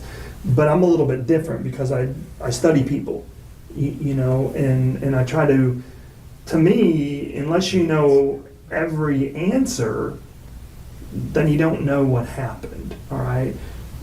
The benefit of that to you is maybe these answers can help you, Now, I'll be honest with you. It's pretty damning. Well, but I'll be honest with you, if you remember this whole thing and you're a psychopath, serial killer, and you dream about this shit and you do it all the time, and then you should just shut up and tell me to leave and that you don't want to talk to me anymore. Ranger Holland then ties back to the stalking situation, drawing a connection, one that you can see Charles is putting together in his own head. You ever broke up with a girl? Well, let me ask you this, you ever been stalked? Yeah. Yeah. And the girl Becca was actually going to go meet, actually it's pretty stalkerish, but... Okay, and how does that happen? Is that from a girl that broke up with you? Does she turn around and stalk you? Not so much. Yeah, we part ways with her. Right. So who stalks you? It's the girl that you kicked to the curb, right? Why? Because they can't take rejection. Right. That's what happens. The person who cannot take rejection, or the person who does not want to let go of the situation, they're the ones who do the stalking. There's the one who wants to make their presence known and keep their presence known. They want you to say something about you, think about them and stuff like that. And it's kind of weird how he's acting like he doesn't know what stalking is when you literally have a case on you about stalking, when you kept on coming to the campus uninvited, leaving things at your ex door or confronting her saying give you another chance, even though you full out have a order of protection against you, saying that you can't even come near her, and you went against that. So yes, you should understand what the hell stalking is. And it's funny how he tried to make it seem like, yeah, I didn't understand what stalking, because I know I had girls who stalked me. But dude, you're the one found with an order of protection because you won't leave a chick alone. All right, let's go on. It's weird. All right. You know how they kill someone. Go and chop them up and burn them. Hitting a shovel at 4 a.m. Well, some of that, again, we talk about the psychosis where you slip into someone else. We don't need to concentrate so much on cutting up bodies and lighting things on fire, all right? Because that's the part where you're in the military, right? You're in mission mode. You're in survival mode. Bad shit happened, now you need to suck it up and get through it, all right? And that's just SOP of your mindset. I mean, you're a guy who goes in the gym who's supposed to do 10 reps, and instead you do 12 or 15, right? You're going beyond and above, but you're one who finishes a workout. You get done with things. You got a cramp, you're thirsty, you're hungover, you're going to tough it out and get through it. And this is one of those deals where shit goes bad, and now you're mission oriented. Now I got to get past that. That's the, I call it A to G, right? Which is meeting her and things happening, and then you have this middle zone, this G where shit goes bad, all right, and then you have this, you know, J through Z or whatever you want to call it. Probably don't know my alphabet good enough. Pretty fucking close. But you've got that, which is this after action report, which is, you know, you go nuts and now you need to get rid of things. I'm not so worried about that. I mean, that's explained by, you know, someone who freaks out. You know, that's obviously not your nature. That's easy to deal with. You know, what I'm concerned about is that what's the red button issue? I don't know. What sends this south? Just never wanted to kill anyone. Actually, it's like, came across me like a crazy bitch, but it's like I've never acted on anything like that. It's like, well, and you say something that's interesting. What's the chance that you have this chick and, you know, you're so fucked up drunk that you start picturing Caitlyn's crazy ass? You know, I mean, there's something called repression, you know, where basically you're seeing someone in someone else's body. You know, do you see, all right, forget about this girl who's dead a couple nights ago, do you see Caitlyn with you? You know, is there a chance that you... resemble each other. No. Well, that doesn't make a difference physically. It's what's your mental mindset. How screwed up are you from Caitlyn, man? I'm pretty okay, but just the BS court drama. I'm going to jail and doing a job, but... So you got arrested on this deal? Yeah. And what was that for? Dropping off flowers on a would-be anniversary, got in trouble for trespassing. Nice, that's classic right there. Like, that's cool. But, so you've got some serious issues with Caitlyn going on, then. I mean, that's pretty cold of her. I'm one of them. It's all good. But I was trying to get past it. I've been with a few other girls since. It's like I was going on a date. But you understand what I'm doing? I'm trying to figure this out. What's the chances? Do you see yourself with Caitlyn a couple nights ago? Is this a repression thing where, you know, your mind is maybe I been... wouldn't want to kill her. I'd still want to work things out. It's like, I don't get it. I don't know how I'd go about it. It said zip ties. And then zip tie with hair on it.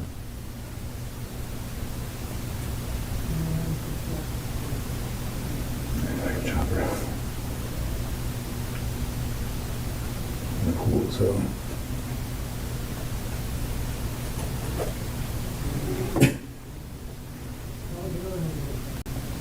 I mean, obviously the pool comes back from your house.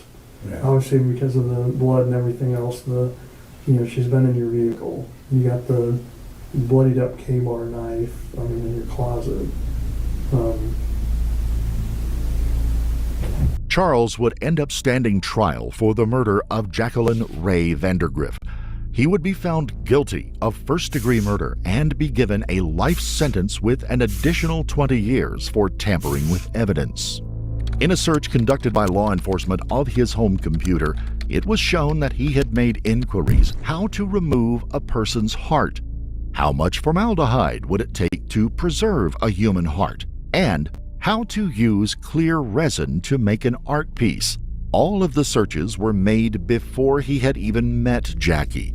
Perhaps he had been planning to do something horrible to his stalking victim. We might never know. Even more disturbing, considering the small size and young age of both women involved, was that hundreds of pieces of child pornography were found on Charles's computer. He would also be charged and convicted with a Class 3 felony for possession of such materials. Charles had been a monster in the making long before he crossed paths one fateful September night with Jackie Vandergriff. Had he killed her in a fit of passion or as the target of opportunity? Was she just a surrogate for another person that he wanted to kill instead? If you found this case compelling, don't forget to like the video, comment down below, and give us your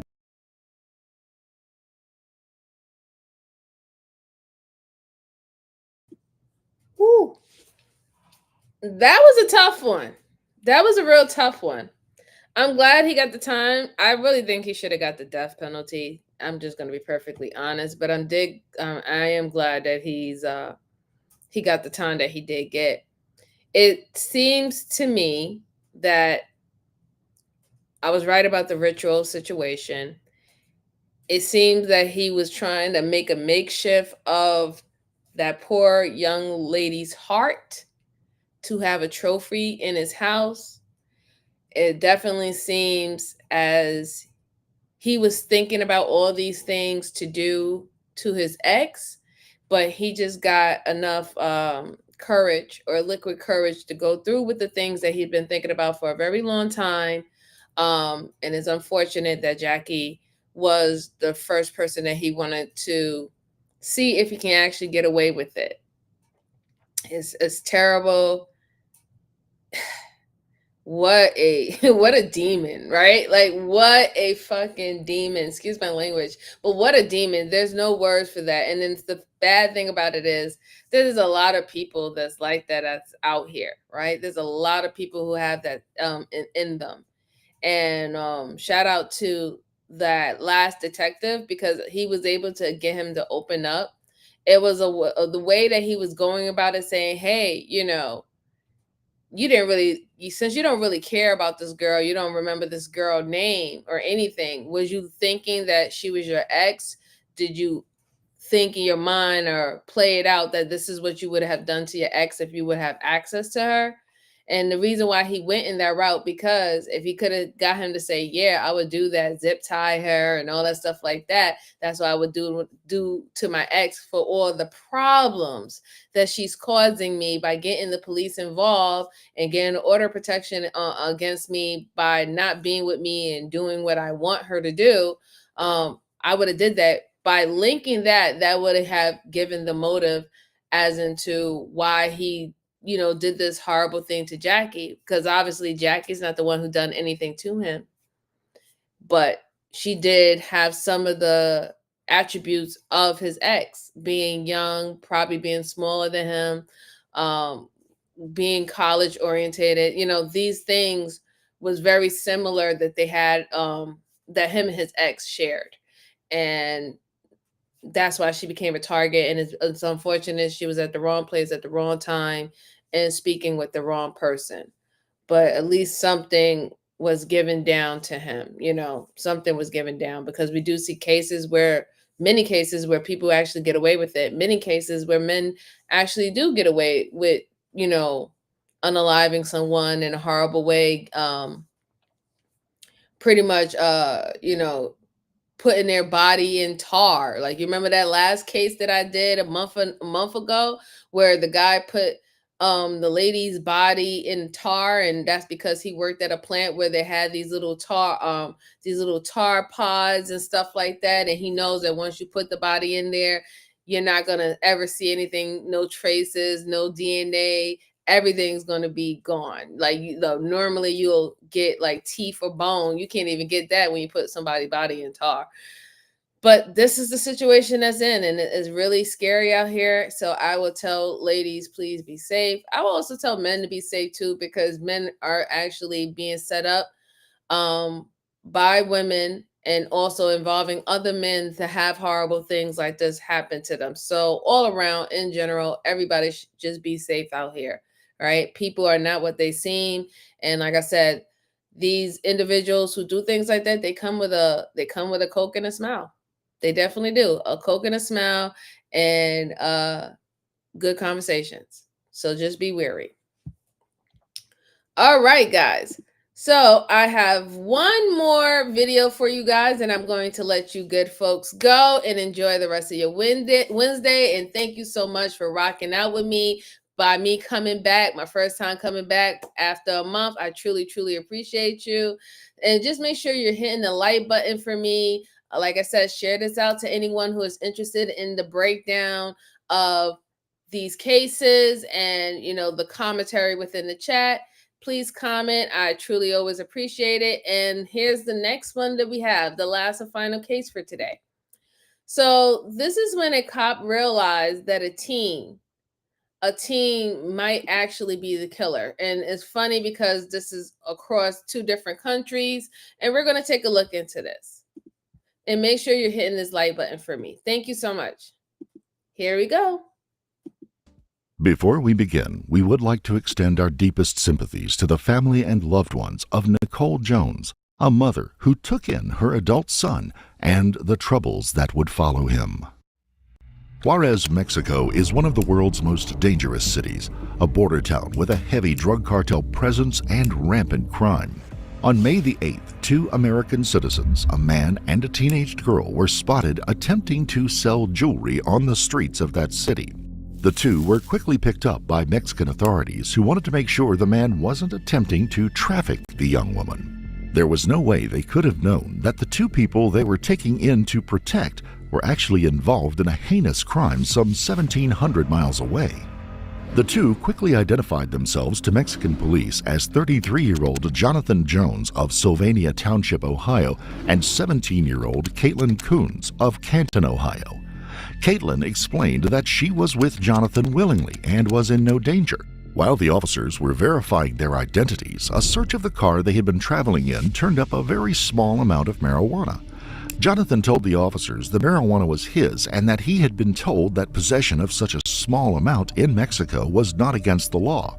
The police informed him that that information was wrong, and he was arrested and taken to the local jail. Since Caitlyn was a minor and an American citizen, the Mexican authorities handed her over to police in El Paso, Texas, which sits just on the other side of the border between the U.S. and Mexico from Juarez. The authorities there wouldn't be taking her into protective custody, though. A trail of questions had finally caught up with Caitlyn, one that had begun with an encounter with U.S. Border Patrol officers days before in New Mexico. One that seemed routine at the time that left Caitlyn and Jonathan to go free, just one day ahead of some very disturbing news. During the encounter with the U.S. Border Patrol, the officers had found out that Jonathan had an arrest warrant out for his arrest from Woods County, Ohio. He had missed a court date, and it had been days since his ankle monitor had reported his whereabouts. Both Caitlyn and Jonathan would say that the Border Patrol officers let them go after saying that their job was to watch for things and people coming across the border to the U.S. and not the other way around. Hours later, a notice from Canton, Ohio would come in to those same Border Patrol officers that there was a missing juvenile report out on Caitlyn. By that time, the pair had moved on to Texas and were headed to the El Paso area. The Border Patrol officers got back in touch with the investigative detective in Ohio and let him know that they had not just seen Caitlyn, but Jonathan as well, and the two had been driving a 2021 Buick Encore registered to his mother, Nicole. Meanwhile, Caitlyn's social worker had alerted the police to a text she had received from the young woman, one with a very disturbing admission. A text that said she had been involved in 2 murders and an arson. The detective was unable to reach Nicole by telephone, so he called the police in her hometown to do a wellness check on the woman. Because of the warrant out for Jonathan, members of the U.S. Marshals Fugitive Recovery Unit were also dispatched to that location. Regional Dispatch, non-emergency. Yeah, this is Detective Sedaris from the Canton Police Department. Yes, sir. Hey, I am investigating a possible kidnapping involving a Jonathan Jones. They were stopped in Arizona by the Border Patrol in a Nicole Jones vehicle. That's Jonathan's mom. Now, the 17-year-old girl that is with Jonathan, who has a nationwide pickup, texted and said that they murdered Jonathan's mother, somebody else, and set a house on fire. And we're just checking a safety, or we want to find out about the vehicle, or? Well, I know the vehicle's in Arizona because the Border Patrol stopped for 4 hours. Woo! This is coming in hard, isn't it? This sounds like a straight out of the Bonnie and Clyde type of situation. Apparently it seems like they're a murder couple. They flee to Mexico. I don't know why everybody want to flee to Mexico when they do a crime. It's just weird. But yeah, I'm wondering what led them to unalive his mom, then to unalive another person, set it on fire. I wonder why. I'm looking forward to hearing the explanation behind that, really. I bet you it has something to do with the fact that he's even dealing with that young woman. Huh. Yeah, it's getting spicy. It's definitely getting spicy. Joanne, it's definitely getting spicy. Let's go. Hours ago. But I just want to, make sure Nicole's all right. And Nicole's last name again is? Jones. So her vehicle's in Arizona with her son? Or no? Yeah, no. Her son, Jonathan, was with a 17-year-old official missing, Caitlyn Coons. Sylvania Township Police and U.S. Marshals, upon arriving at the home, found it locked and no one coming to the door. A package was on the doorstep, delivered some days before, and no one had picked up the mail. Once again, Nicole could not be reached at any of the contact numbers they or the gated community property manager had available. This information is third hand, but we know her car is, and because we know the Border Patrol stopped that car down this Arizona. It's now in Mexico? We don't know. They're trying to find it right now. They got an airplane up and they're trying to locate it and all that kind of stuff. Okay, so it was. But this is pretty concerning with the package out there and what they're saying. Well, when you call the fire department to force entry, Has they she have ever seen her? She said she's odd. Where's her mail? Where's her mailbox? So Where's the mailbox? What about the garage? Is the garage door open? No, garage doors aren't. Do you know what the code is? No, we don't have keys or codes or any of that. So let's stop for a moment and take a look at the persons involved in this story. Caitlyn Coons was a 17-year-old woman who had run away from home numerous times from the ages of 12 to 14. Originally from Akron, Ohio, she would move around the state over the next few years, going into a number of social services programs and group homes, staying with them for a few months, and then running away again. She would be in and out of trouble throughout those years, also developing an eating disorder that at times would require hospitalization. It was one of those facilities she had escaped from when she met Jonathan Jones in August of 2022 through an online dating app. Jonathan was a 32-year-old Army veteran who had served for 12 months overseas in Kandahar, Afghanistan, before being discharged from the service with a partial disability in 2011. According to his own testimony, Jonathan had been hit in the head by a piece of armor plate while performing maintenance duties and suffered injuries that left him with minor memory issues and tinnitus, or ringing of the ears. On returning home from overseas, he had divorced his wife and went on to have 2 children with a girlfriend in the following years. He had had a tough time holding down a job, and the relationship ended. He would end up coming home to live with his mother, Nicole Jones, who had been given a home in Sylvania Township by her own father.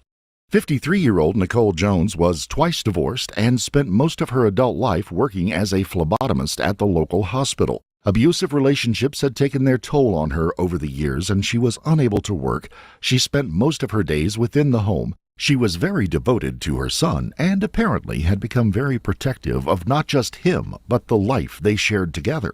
In short, Jonathan and Caitlyn fell in love, and Nicole didn't want them to be together because of the 16-year age difference between the two. It came to a head when... Didn't I call it or didn't I call it? I called it. I know that Mom Dukes did not approve of that marriage or that relationship, I should say, because they're not even married.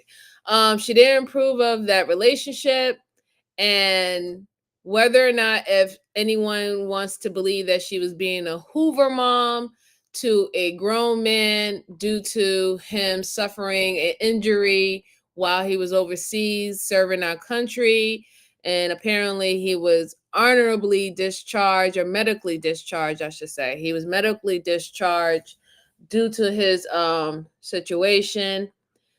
She probably seen that this girl was very manipulative and didn't trust it. And the way how the story is playing out, that she came up with the bright idea that we can only be together if you get rid of your mom. And he followed suit. That's what it looks like. That's what happened. Boy, oh boy, oh boy. Just when I think it can't get any worse. when they were arrested in Woods County, Ohio, and Jonathan would spend 5 months awaiting trial for contributing to the delinquency of a minor and pandering.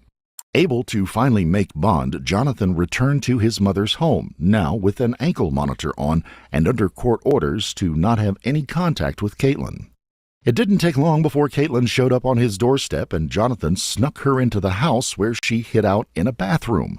Nicole had no idea that Caitlyn was in the home, and then things took a disastrous turn. So let's go back to the police and the U.S. Marshals at Nicole Jones' home. After making entry, they walk into the small home, and what they come across looks nothing like a crime scene. The place is messy and obviously lived in, but there were no signs of even a struggle, much less a murder. And there was no body, and it was readily apparent that there had been no attempt at arson within or around the home. There were no signs of Nicole either. Many of the items that one would expect her to use in her day-to-day life, including her prescription medications, were all present. If she had planned on leaving for an extended period, surely she would have taken such items with her. There's no sign that her son Jonathan had been there for some time either. A messy desk with drink cans and cigarette packages littering it showed no signs of having been disturbed for some time, indicating that no one else had been there for some time either.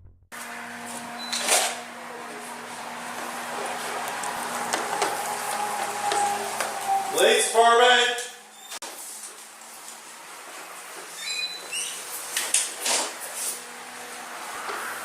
Right here, quarter of a coin.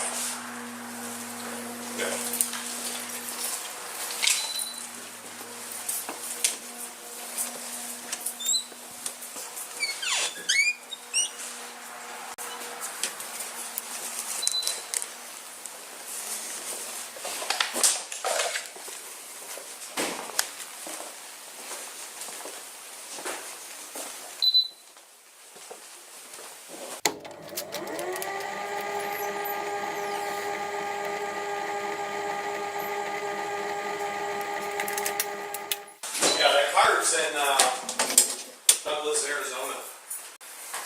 Yeah, that way, yeah. I wonder if they could have did this arson somewhere else.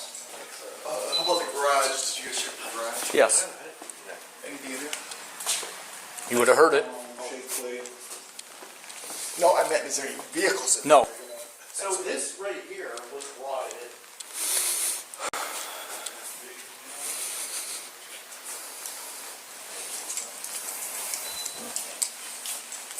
Yeah, of course. Why don't you, Dave, check that mailbox and see what is in there. Okay. What kind of mail. All right.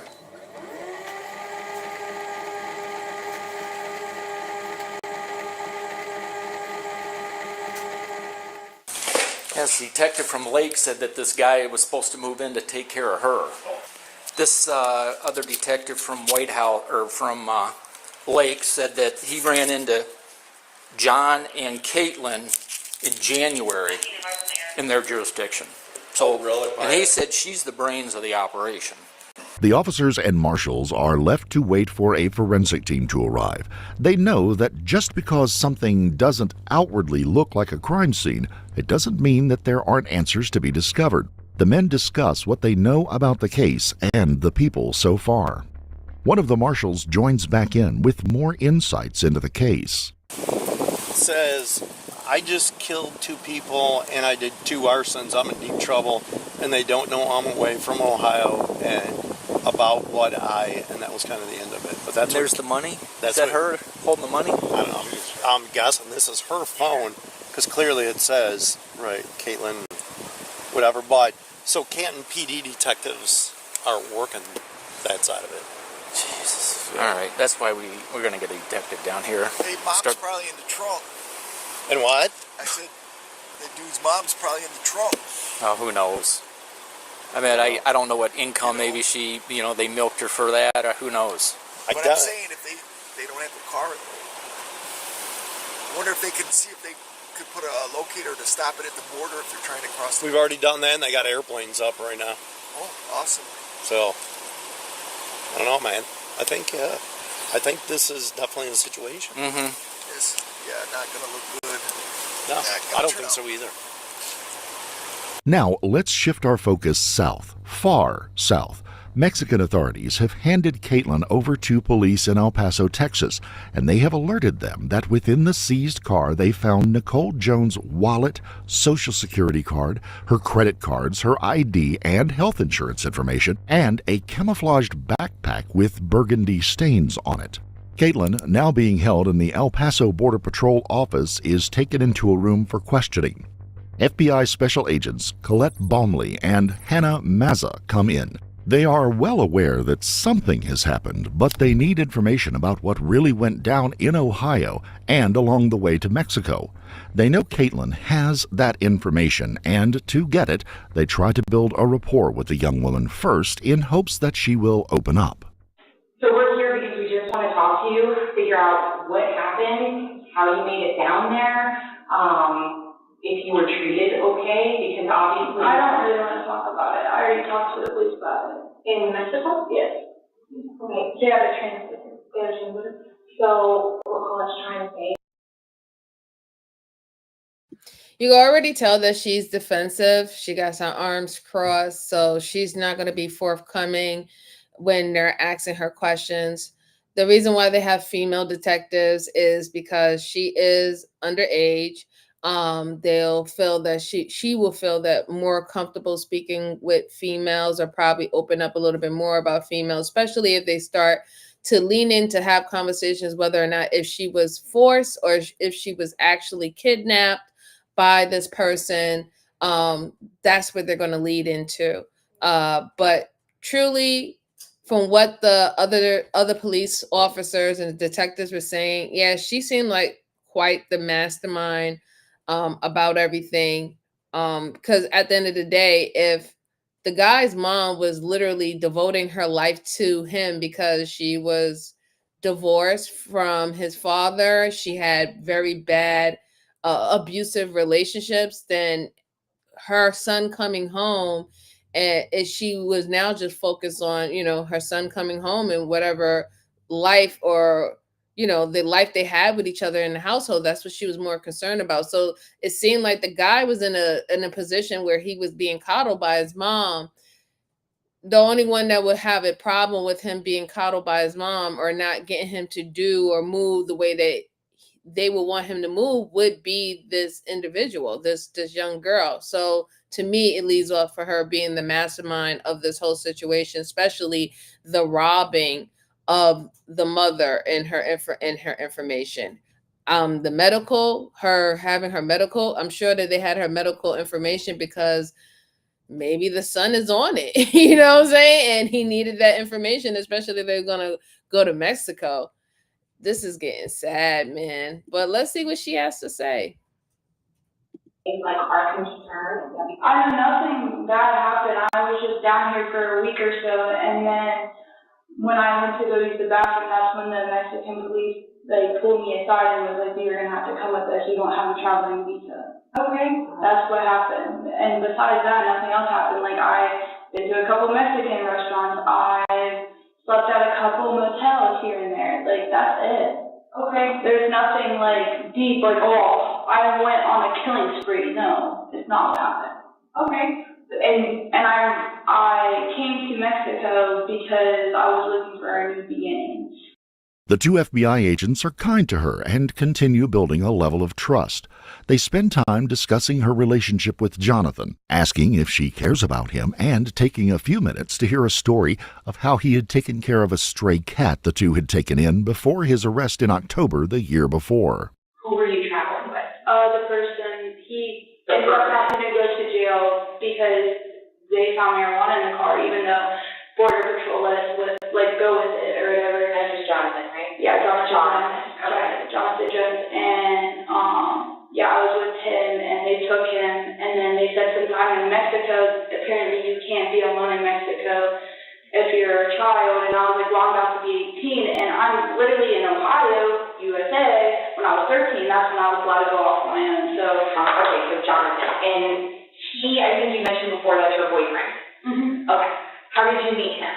I met him before the car accident, and I met him at a store, and that was whenever I broke out of the MS program, which was an abusive eating disorder program. And whenever I was at the store, I gave him my number, and I left, and then like a few days after that, after living out on the streets, I turned myself in, and I stayed in contact with him ever since, and he's just been a caring person, so I ended up dating him because I'm about to be 18. Okay. But we haven't done anything sexual because I already know the rules of that.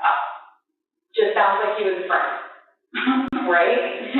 Boyfriend. But he treated you very well. That's what I mean. Like, he treated you very well. Yeah, he made sure I ate, made sure the cat was eating. Whenever we did get the cat, he always checks up on his mom. He's just very caring. Okay. So, do you by any chance know kind of like what a dangerous area you were in?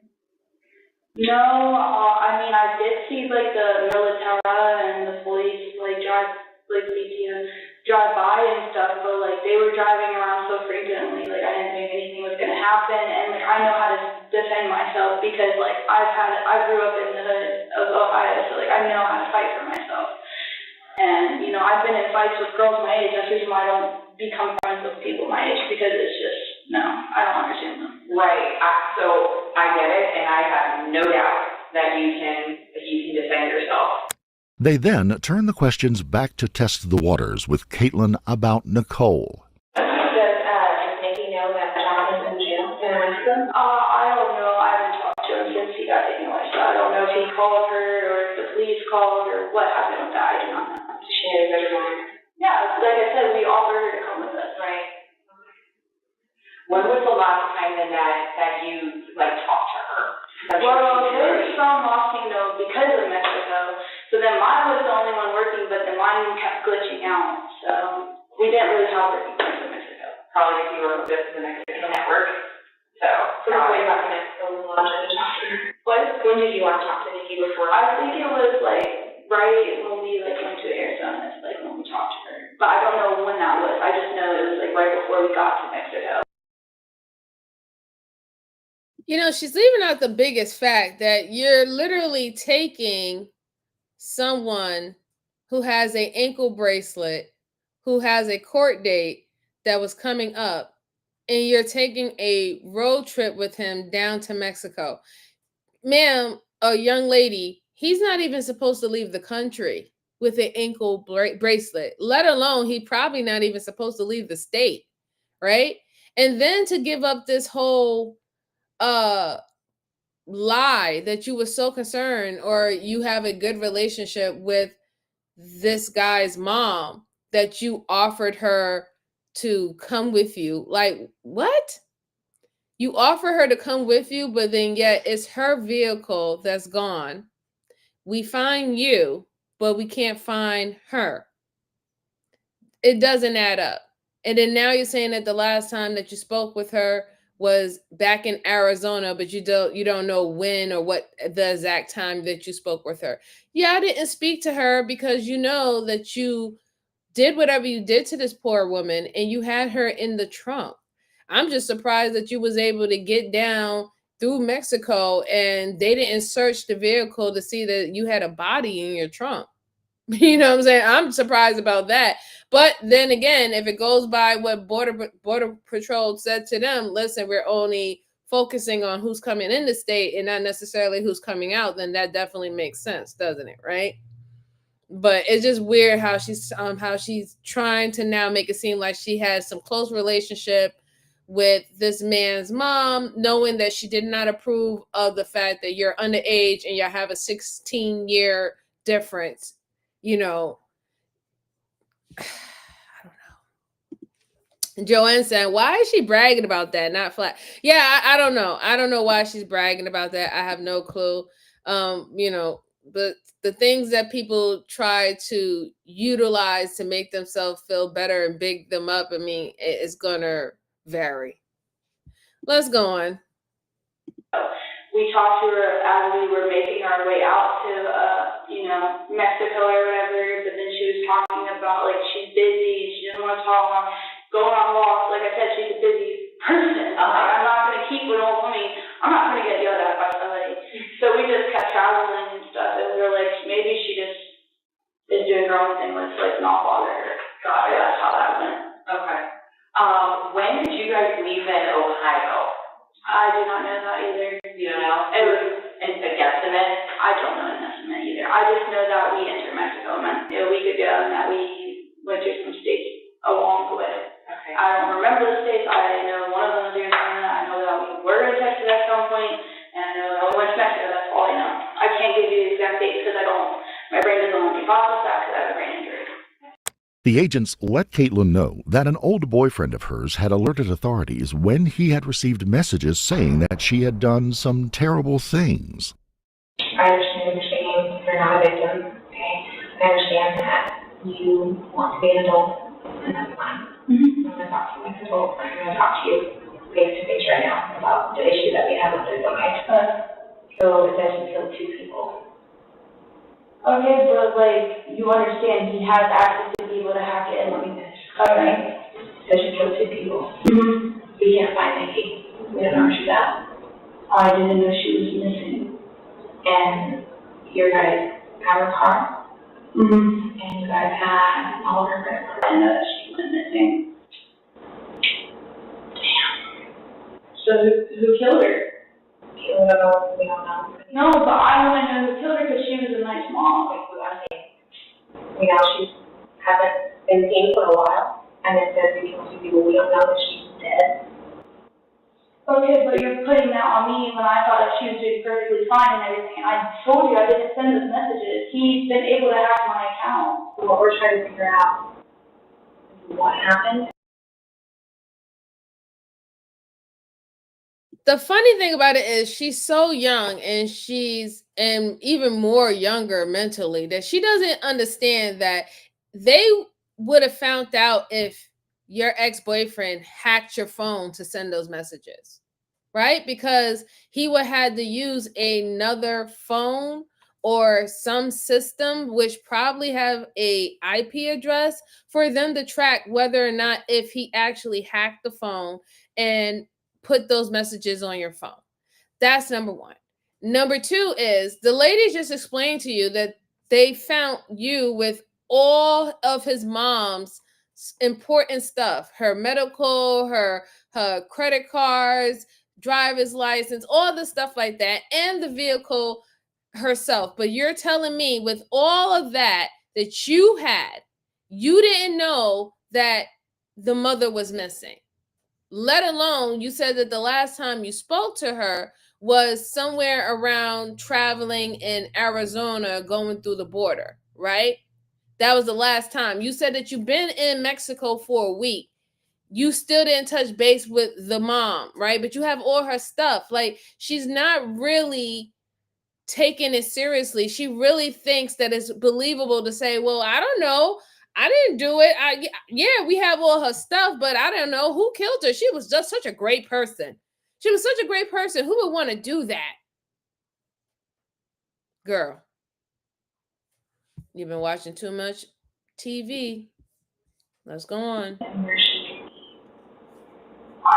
don't know. And if Jonathan is somehow associated with her going missing or she's not her being dead. He wouldn't do that. He cared about her. He made sure that me and her ate. He made meals for us and was trying to get his mom to eat and stuff. She wouldn't eat just because her dentures would always, be in her mouth and she didn't, she felt uncomfortable eating like that or anything. But, he kept telling her, it's okay to eat like that.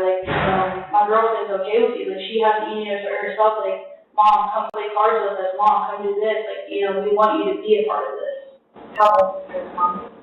I don't know that. Now that Caitlyn is on shakier ground and her resolve is wavering, they let her in on more information they have. While Caitlyn and Jonathan were heading on their meandering path to Mexico, they had left a trail behind them. So, Jonathan took a gun to a pawn shop here in El Paso and told people that his mom was dead. He did. So, Caitlyn, we want to help you. I didn't know he did that. I didn't know there was a gun. I didn't know his mom said. I don't know what you guys want me to say. He just was the truth. We want to help. That's all. We just want to help you.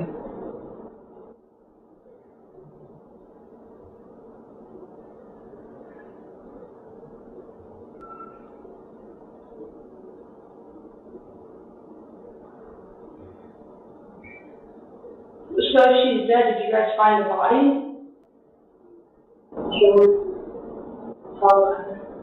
No, I'm being serious. I don't know what happened. That's the reason why I'm asking. Did you guys find her body?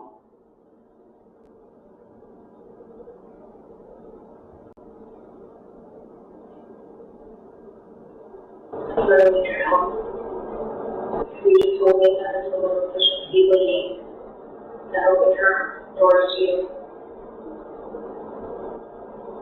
And I think she deserves to be opened properly, right?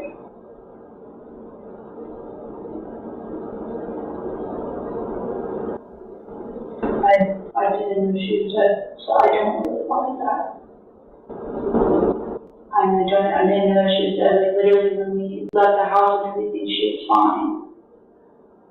Like, she was literally laying in bed on her phone.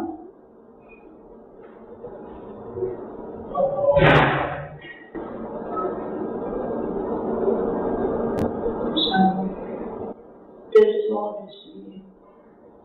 Caitlyn may or may not have realized that her explanations have run her into a dead-end street.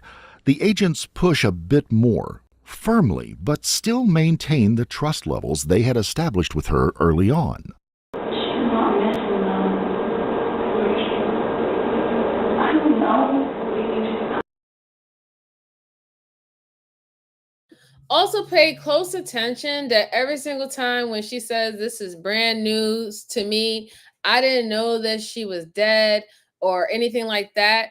Something that she's trying to convince the investigator that she has no whereabouts. She's fiddling. She's either fiddling with her hair. She's either now she has an itch on her nose. These are all these signs that she has to do something to distract herself to say what she needed to say to be convincing. And they're picking up on her mannerisms and everything like that. Even when she asks hey, just tell us the truth. This is what happened. Tell us the truth. She goes silent, go quiet, because she's thinking of how she's going to approach the situation that is going to be convincing for these detectives. This girl thinks that she is smarter than these women, and she probably have been in many situations where she was able to manipulate people for her benefit, and she's using her same tactics as she would use with other people on these detectives, but it's not going to work. Yes, Sylvia, she is so lying. So beyond lying is ridiculous. And even her, the way how she acts, did you find a body though? Okay, y'all saying that she's dead, but do you have a body? Why would you ask that? Didn't you just say maybe 15 minutes ago? Didn't you just say, oh, I want to know who unalived her or what happened to her because she's such a good person. She's such a great woman, a great mom. And now it's like, but did you find a body though? Girl. Ciao. Woo! It's ridiculous. Hi, Beth. How are you doing? She said, love your show. Passion for true crime. And, oh, thank you so much. I truly appreciate you. Thank you. Let's go on. She can't be dead. Why? Because she was fine when we left. Caitlyn, we have, not only do we have the pawn shop owner's statement, we have the gun now, and then we also have video surveillance putting you guys out of the pawn shop. I know we went to the pawn shop or whatever, but I didn't know about the gun. I knew that he wanted to pawn something to get money to be able to go into Mexico. That's all I knew, because they said that there's border where you have to pay to get in. Right. We also have another pawn shop where I'm sure that you know other items were pawned off at that one too. And Hannah's right. So when we talk to him and he's going to try to point the finger at you,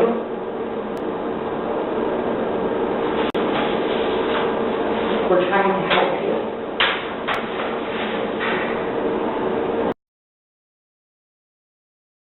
So like I have said numerous times before, even though they're saying we're trying to help you, no, they're not really trying to help you. They're trying to help themselves. They're trying to help the prosecutors. They already have enough evidence that they can put on some charges, but they do want to put on the correct charges, right? They want to find out who really was involved and how involved they were, right? Were you participating in the unaliving of her? You could have just been participating in the theft, of her things and stuff like that. You might not have actually participated in unaliving her. So they want to make sure that you get the right charges for the things that you did in this incident. But no, sweetheart, they are not really there to help you. But the tactic that they're using right now is, as we know, is having teams or couples turn on each other, right? They're waiting for her self-preservation to kick in, and that she will eventually give up things about her boyfriend or vice versa. The same thing is happening to him in his interrogation level, whether or not, if he's going to give her up. And they usually do that, right? You want to, separate and conquer, right? So they waiting for the self-preservation to kick in, where she's going to be like, yeah, this person did A, B, C, and D, and I only did this, I only did that. Same thing's going to happen on the side of her boyfriend, and they're going to see which one is going to crack. So that is the tactic that they're using. And to anybody, even if it's even fabricating, right? Law enforcement have the right to use fabrication, right? They have the right to use fabrication to put you in a position where you will tell on yourself or confess on yourself. And I know some people think that is unethical, but truly is not, because they're not telling them something that is not true. They're telling them something, as in per se, is, hey, I might have this evidence.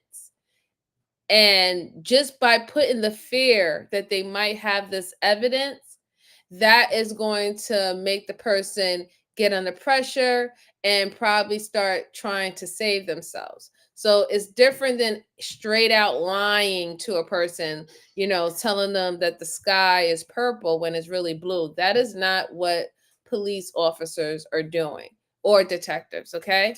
It's not. You are giving them the information that is basically destroying yourself or destroying your argument or your statement, right? You're literally telling on yourself. Just because they put you in an environment for you to do that, it's not unethical. But let's go on.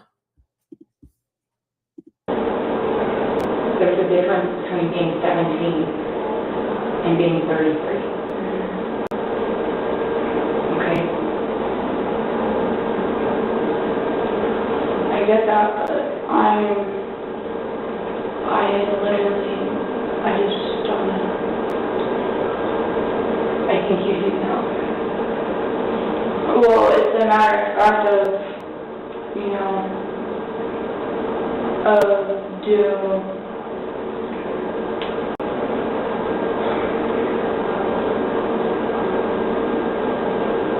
put it all on him, even though it's not all on him, or go to jail.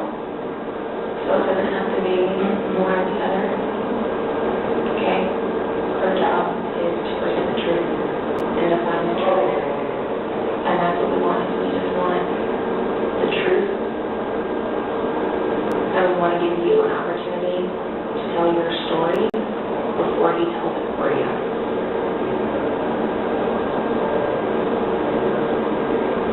It was all,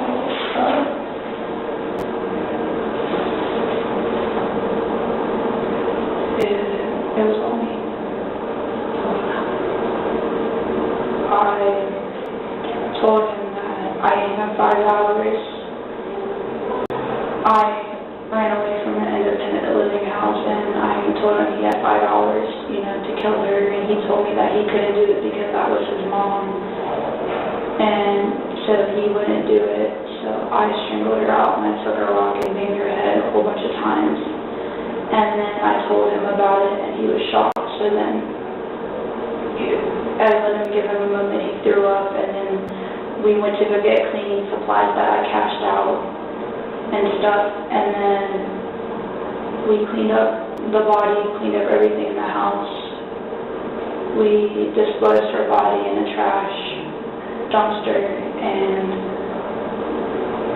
he couldn't do it, so I you know, was the one that put the body in the trash. And then after that, we took his ankle thing off and then we went on the run. And most of the way, he was really struggling with it because it was his mom and he needed marijuana. And that's the reason why, you know, there was marijuana gummies in the car when they tried to enter Mexico. Why did you want to kill her? Because she didn't let us be together. And you loved him. They've gotten what they wanted to hear from Caitlyn. She has implicated herself and Jonathan in the murder of Nicole Jones. At this point, with no body discovered, they had not even been able to establish that a murder had even happened. It looks like things were a done deal. And then Caitlyn opens up and offers something more. I also killed another person in Arizona in a drive-by. I don't know who it was. Also committed 2 arsons in Arizona in the middle of nowhere. Don't know what that was either. Okay. So it was a drive-by. What happened? I, loaded the gun and stuff and shot the person, and I left real fast. And then after that, I washed off the residue of the gunpowder. Okay. Where were you when you heard about that? I know I was in Phoenix. There's Tucson that we were also in, and I drove it over. Do you know where the drive-by happened at? I think Tucson. Are you certain that there was the thief? I don't know what happened. I just remember pulling up and then out of the window and shooting.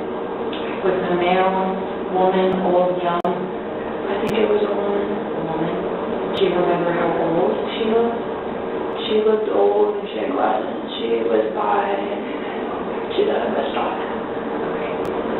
Did you see her fall to the ground? No. Are you sure that it hit her? I was so quick to get out of there because of the loud shot. Were you in the car? You know what's so crazy? Because Beth said, took it. She is so detached. Yes, she is. And Joanne said, what's that you said? More murder? Well, you know what's so funny, Joanne? Didn't she tell on herself in the beginning when she said, oh, it's not like I did a killing spree. Didn't she say that earlier when she was speaking with these detectives? Oh, it's not like I did a killing spree. We just went down to Mexico and we got stopped and we told them, hey, I'm with him. He's not kidnapping me. I knew there was an alert out on me and all the stuff like that. She's the one who brought up killing spree. So it's kind of like crazy how now she's telling these detectives that you actually went on a killing spree. You're not even explaining why did you harm these other individuals in different states while you're making your way down to Mexico. Oh, because you was already within your bloodthirst. You just admitted that you are the one who unalived your boyfriend's mom, and he just tattled along and listened to everything that you said. And because you got away with one, or you believe that you got away with one, you decided to, I'm going to take out a couple more people on our way down to Mexico. This is, wow. This lady, this young girl, wow. So you were in the car? I was in the driver's seat. You were in the driver's seat? Yeah. Is there a reason, that precipitated it, that made you do it? I don't know. I was like, well, I killed someone, so I might as well kill another. And what did Jonathan say? He just told me that he has a bad feeling that it was all going to catch up and that, he can't believe he killed his mom and that he misses his mom and, basically that he wish he didn't do it. Did he kill his mom or did you? I killed her, but he, kind of helped with the body attachment, but then after him dropping the feet, I told him, do it, you can't do this. They have to get back to the subject of the death of Nicole. That is the crime before them, and there will be an opportunity to match up her admission of the drive-by shooting afterwards. That you strangled her. How did you do that? Okay, where was she when that happened? She was trying to get something out of the fridge, and I flipped her over and started doing it. And then I took the rock that I had back right on the floor, and I started throwing it at her head. Is that what the scratches are on your arm? I don't know what these are. No. Remember, like, if you lift up your sleeves, the other ones, are they from her? No. No? Oh, these are self-harm marks. Okay. Cutting? Yeah. Did she fight at all? Yeah. What? Did she fight you at all? She was very in shock, so she didn't fight. Like, the only thing I remember is Jacqueline with blood still up in her mouth, Okay, after she was hit with the rock? Did that happen? Yeah, and then there was, blood clots that started coming out of her. Out of where? I think it came out of her mouth. They were, really big. Okay. How long would you say that you strangled her for before you hit her with the rock?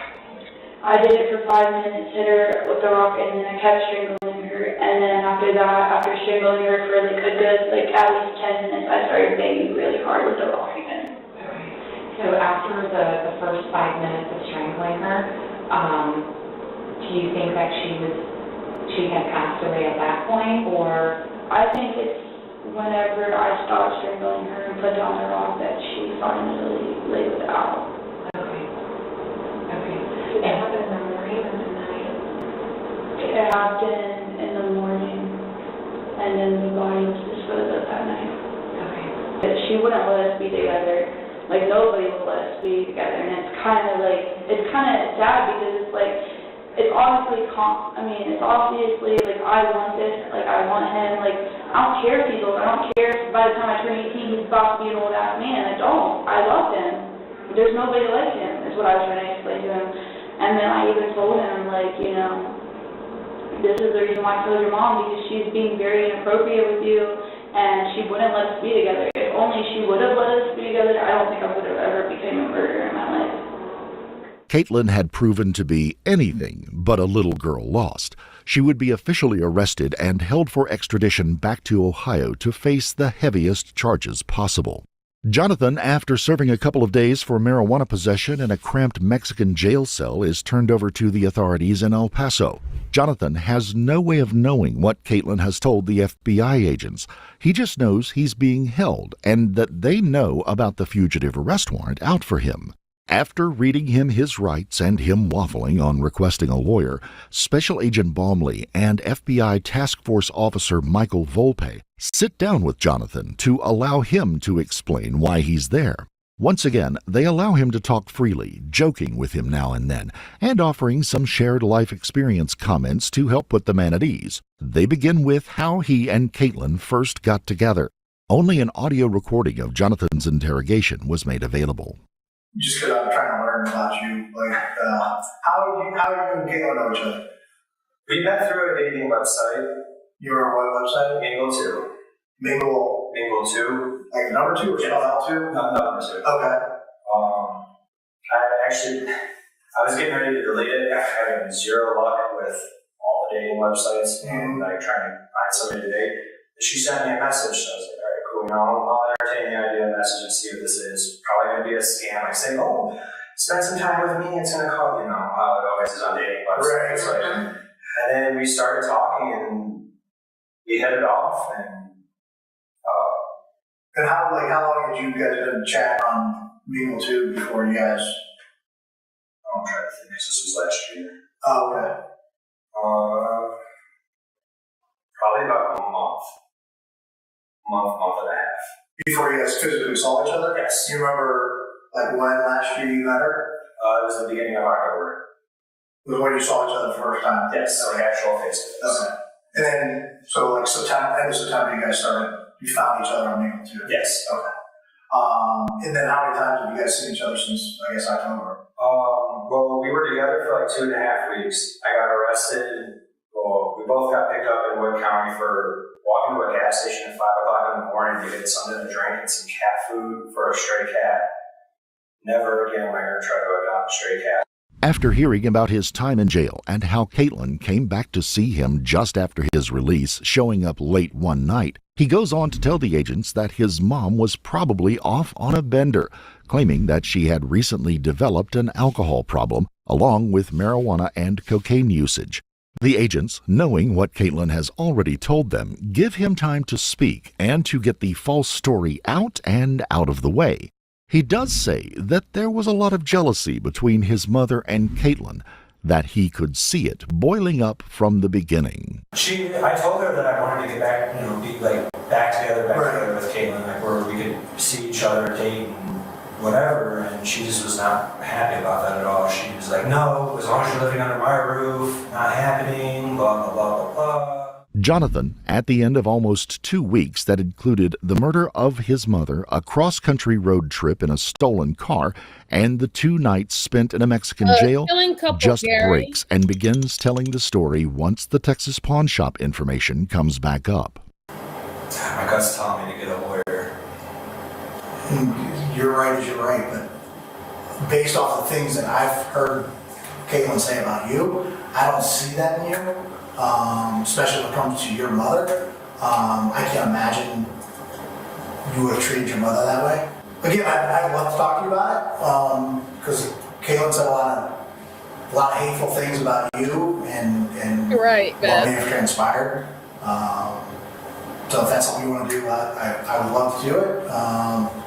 I do know that both Mom and Caitlyn have said about each other that if one or the other interfered with something that they would go to the extreme about, like my mom saying, oh, let her be crazy, she tries something, I'll shoot her, blah, blah, blah, blah, blah.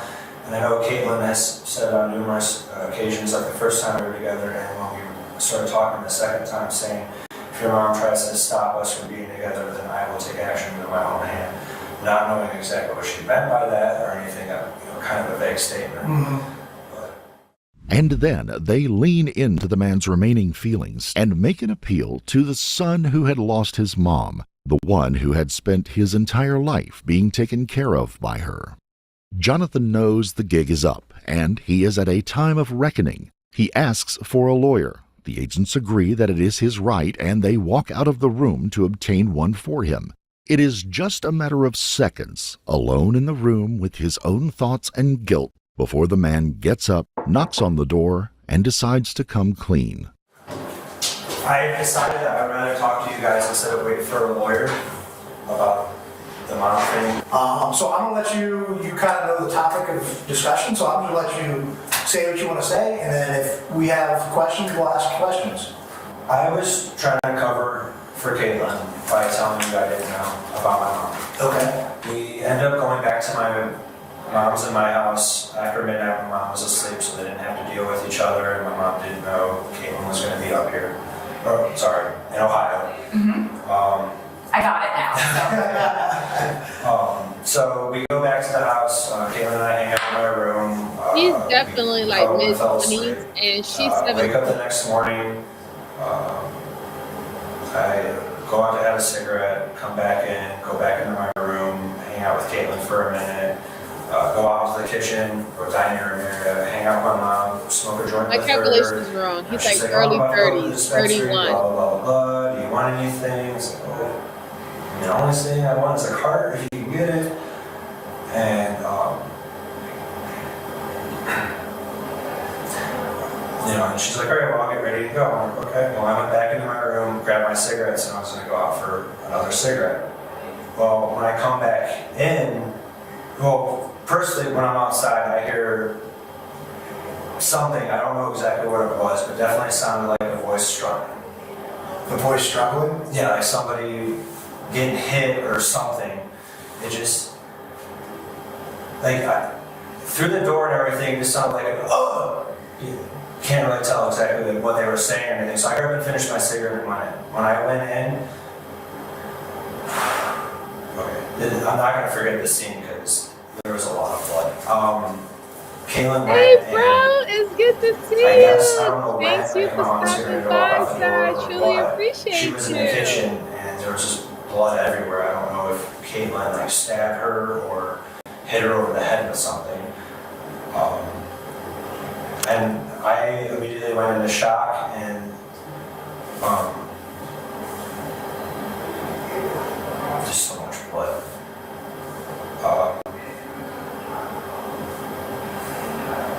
I don't know exactly what else she did. I confronted her about it, and she's like, I had to do it so we could be together.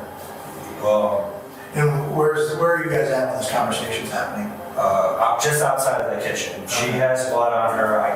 I stepped in some because of how I got everywhere, so I had a little bit on like my socks. Just from the splatter getting everywhere. I don't know, like I said, if she stabbed her, cut her, or what, but there was blood all over the kitchen. At this point, I sit down at the kitchen table and I'm looking at her and I'm like, what did you do? And she straight up told me she stopped her from being in the way of us being together. From there, we went. And while you're in the house, do you see your mother? Yeah, there is a body in the kitchen. Okay. And then do you see like where she's bleeding from or anything? I couldn't tell because there's everywhere there was blood. Okay. Everywhere. Like everything was coated. It was on the fridge. So the reason why they're asking him in detail about what happened and what's going on, I don't know if you guys are picking up on it. He sounds quite detached to his mother. I mean, the simple fact that he said, yeah, there was a body in the kitchen, and not saying my mother was laying in the kitchen with blood coming from somewhere. He's not showing any form of emotional connection or attachment to his own mother. The way how he's even explaining the story about what happened to her, he is so out of touch. He didn't have no care or concern about what happened to his mother. And this is what the detectives is trying to identify, even though obviously he's admitting and Caitlyn is admitting that she was the one who actually did the crime. We all know that he helped and assisted her with, getting rid of the body, the theft part, the stealing of her vehicle, right? We all know that. But they're trying to identify how he has no emotional connection to his mother, even by him speaking about finding his mother in that state, and also knowing that his said girlfriend did that to his mom. He's showing no emotion whatsoever. He's not even identifying that was his mom that was on laying on the ground bloody like that. He's saying, yeah, there was a body in the kitchen. It's the words that they use. It gives off the energy, and also, quite frankly, how they felt about the individual and also the situation. And this is what the detective is identifying so he can get properly charged with his involvement on his mother's death. But let's go on. It was on the stove. It was like near the sink. Didn't get into the sink. Go figure. The one easy place to clean didn't go. Jonathan then goes to explain how the two went out to a local grocery store and then to a Lowe's home improvement store to get cleaning supplies, a pair of tarps, and some lunch at McDonald's. They've cleaned everything up, dumped his mother into a dumpster at an old apartment complex where he had lived at one time, and then decided that it was time to make the road trip. They eventually get around to asking him about the shooting Caitlyn claimed happened along the way. Is there anything that was maybe firearm related that happened?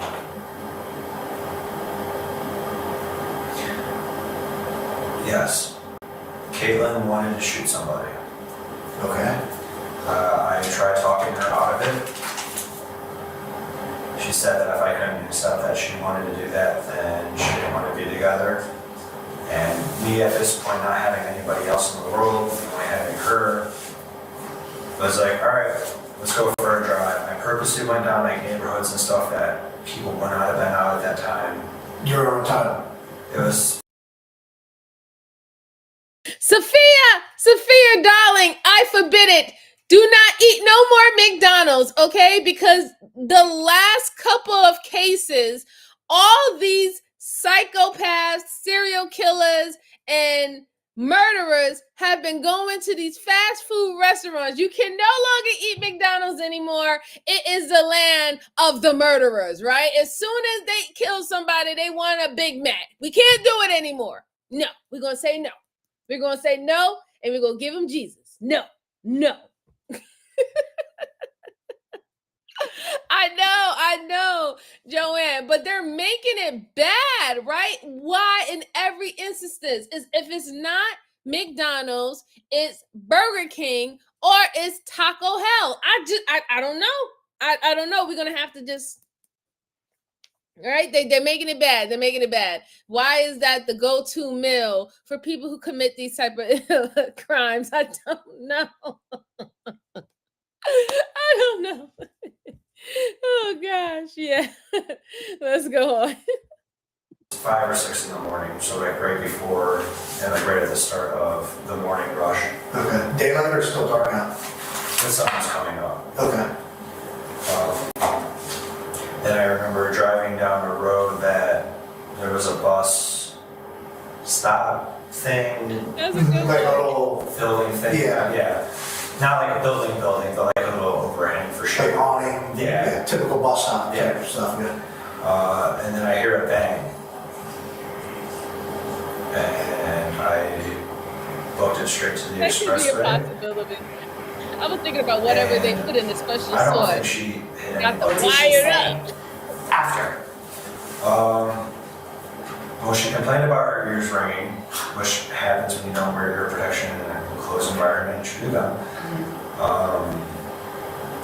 And then, as we were getting on the expressway, which wasn't even a couple minutes later, she's like, I can't believe I just shot somebody. I'm like, well, did you actually hit them? She's like, I don't know, I think so. The agents had had enough, and Jonathan would be led to the local jail and held over to be extradited to stand trial in Ohio. Both Caitlyn and Jonathan would eventually plead guilty to the murder of Nicole Jones and be sentenced to life in prison. The body of Nicole Jones still has not been found to this day. Justice may have been served in the end, but the cold and callous act will sit long and lonely in the small community just outside of Toledo, Ohio. Caitlyn's view of the killing shared during her interrogation leaves a chilling reminder of how little some think of another's life. Bad about killing her, or are you just kind of like whatever? I don't feel bad about it because she was inappropriate towards him and she wouldn't let us be together. And you know what they say, like, you know, let people do them, let people be people, like, don't interfere with somebody's life because it's going to come right back on you. Do you think she deserved to die for that? Yeah, I do. And I mean, it's not like she was about to die anyways. So it's not like, it's literally, like, we all die at some point. It's not like she was literally about to die. She was literally about to die? No, I'm meaning it as, like, she was old already. And people, all of us, people in general, we all die at some point. And she was literally close to that age of dying. So I feel like it doesn't matter if I killed her or not. And I killed her because she gave me really two good reasons. She wouldn't let us be together, and she was very inappropriate towards him. Okay. And it's like, she didn't have friends, she didn't have family. So honestly, it's like I killed a nobody. Well, what about the lady that was shot in Arizona? I don't know about that person. I did that one out of anger. Okay. I just wanted to blow off steam, and I didn't even think about that. If you found this case compelling,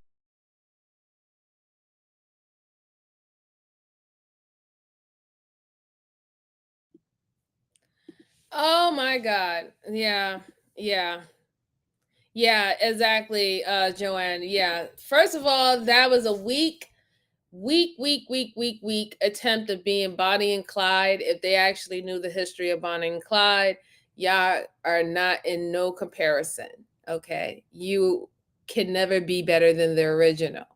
But it's really disturbing how she has so little concern or care or think that somebody's life is so insignificant than what she wants and what she desires in hers, right? And the crazy thing about it is too, is like, you know, you're saying that she was inappropriate with him. It seemed in a way that the woman was jealous of how the mother cared and loved her son. And she looked at it as the mom was trying to be her mate, and that her boyfriend was pretty much being a son husband to the mom, and that's why she's leading on saying that it was inappropriate. But the second thing well, I'll say the second thing about it. The second thing about it is that who are you to tell somebody, oh, well, you're since you're like 50 or 60 years old, you're already 1 foot in the grave, so it wouldn't matter. And then the simple fact is, oh, she didn't have no friends or family, so it's like I was killing nobody. No, ma'am, you killed your boyfriend's mom, right? The main reason why you even have this quote unquote boyfriend that you so quote unquote love, and he's so special and perfect, he smoke coke and he take care of cats. The reason why you even have this individual to love upon is because of that woman. It's half because of that woman's existence, right? And the simple fact that she decided to have him, and to pretty much just like throw that right out the window is very alarming. But then again, she doesn't care about nobody but herself. This is why she was able to manipulate the whole situation. She was able to manipulate, I wouldn't even say manipulate anymore, because I was going to give the boyfriend some type of grace, as maybe he wasn't all wrapped too tight, suffering from his injury while he was overseas, also probably dealing with PTSD, also being under the influence by dealing with narcotics. Those things I was going to give him somewhat of, I don't even want to say grace, but I guess more understanding as into why you probably let this young girl take the lead. But the way how he even spoke about his mother put a chill through my spine, because he valued his mother, or didn't value his mother on the same level as his girlfriend. She meant nothing to him. He did not care. They went and got freaking McDonald's, acting like she wasn't unalive, or she wasn't laying in the kitchen in her own blood. You know what I'm saying? Like, this is just really, it's really disturbing, really. And it's really unfortunate how I was angry, so I just shot someone. It is what it is. Like I said, she went on a killing spree. She got the bloodthirst. She was able to kill his mom, and she felt invincible in that moment, where she felt that she could take other people's life and it was going to be fine. It was going to be okay. And I'm glad they both got life in prison.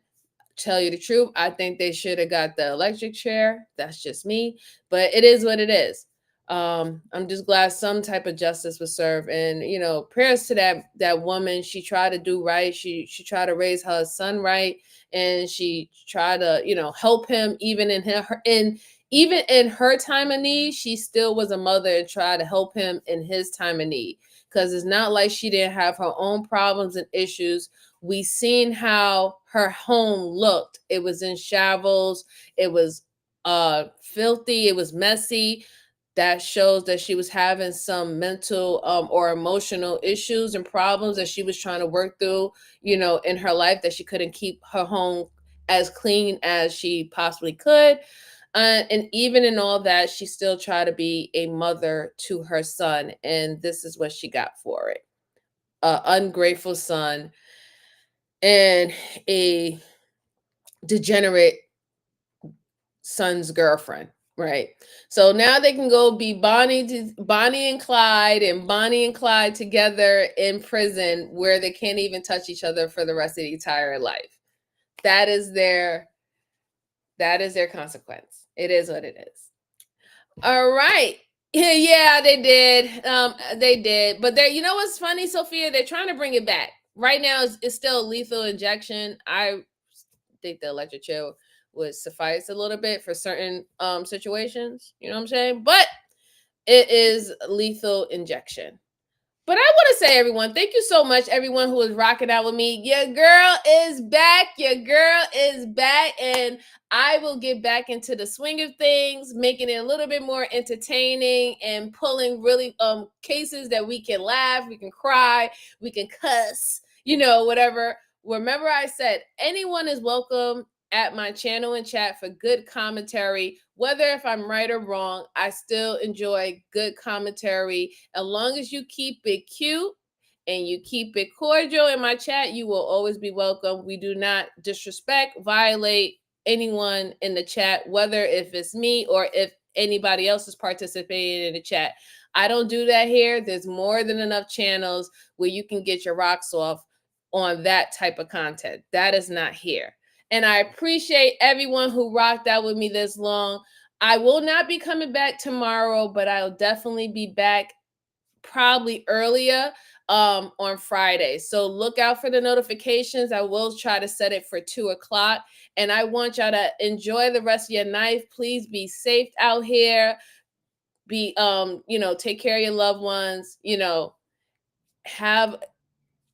enjoy the rest of your week. Really, truly. I really do appreciate you. I'll talk to you later, everyone. Take care. I got to go get something to eat because I'm starving. And I also have to run into the store and do some errands. But later, everyone. Talk to you later.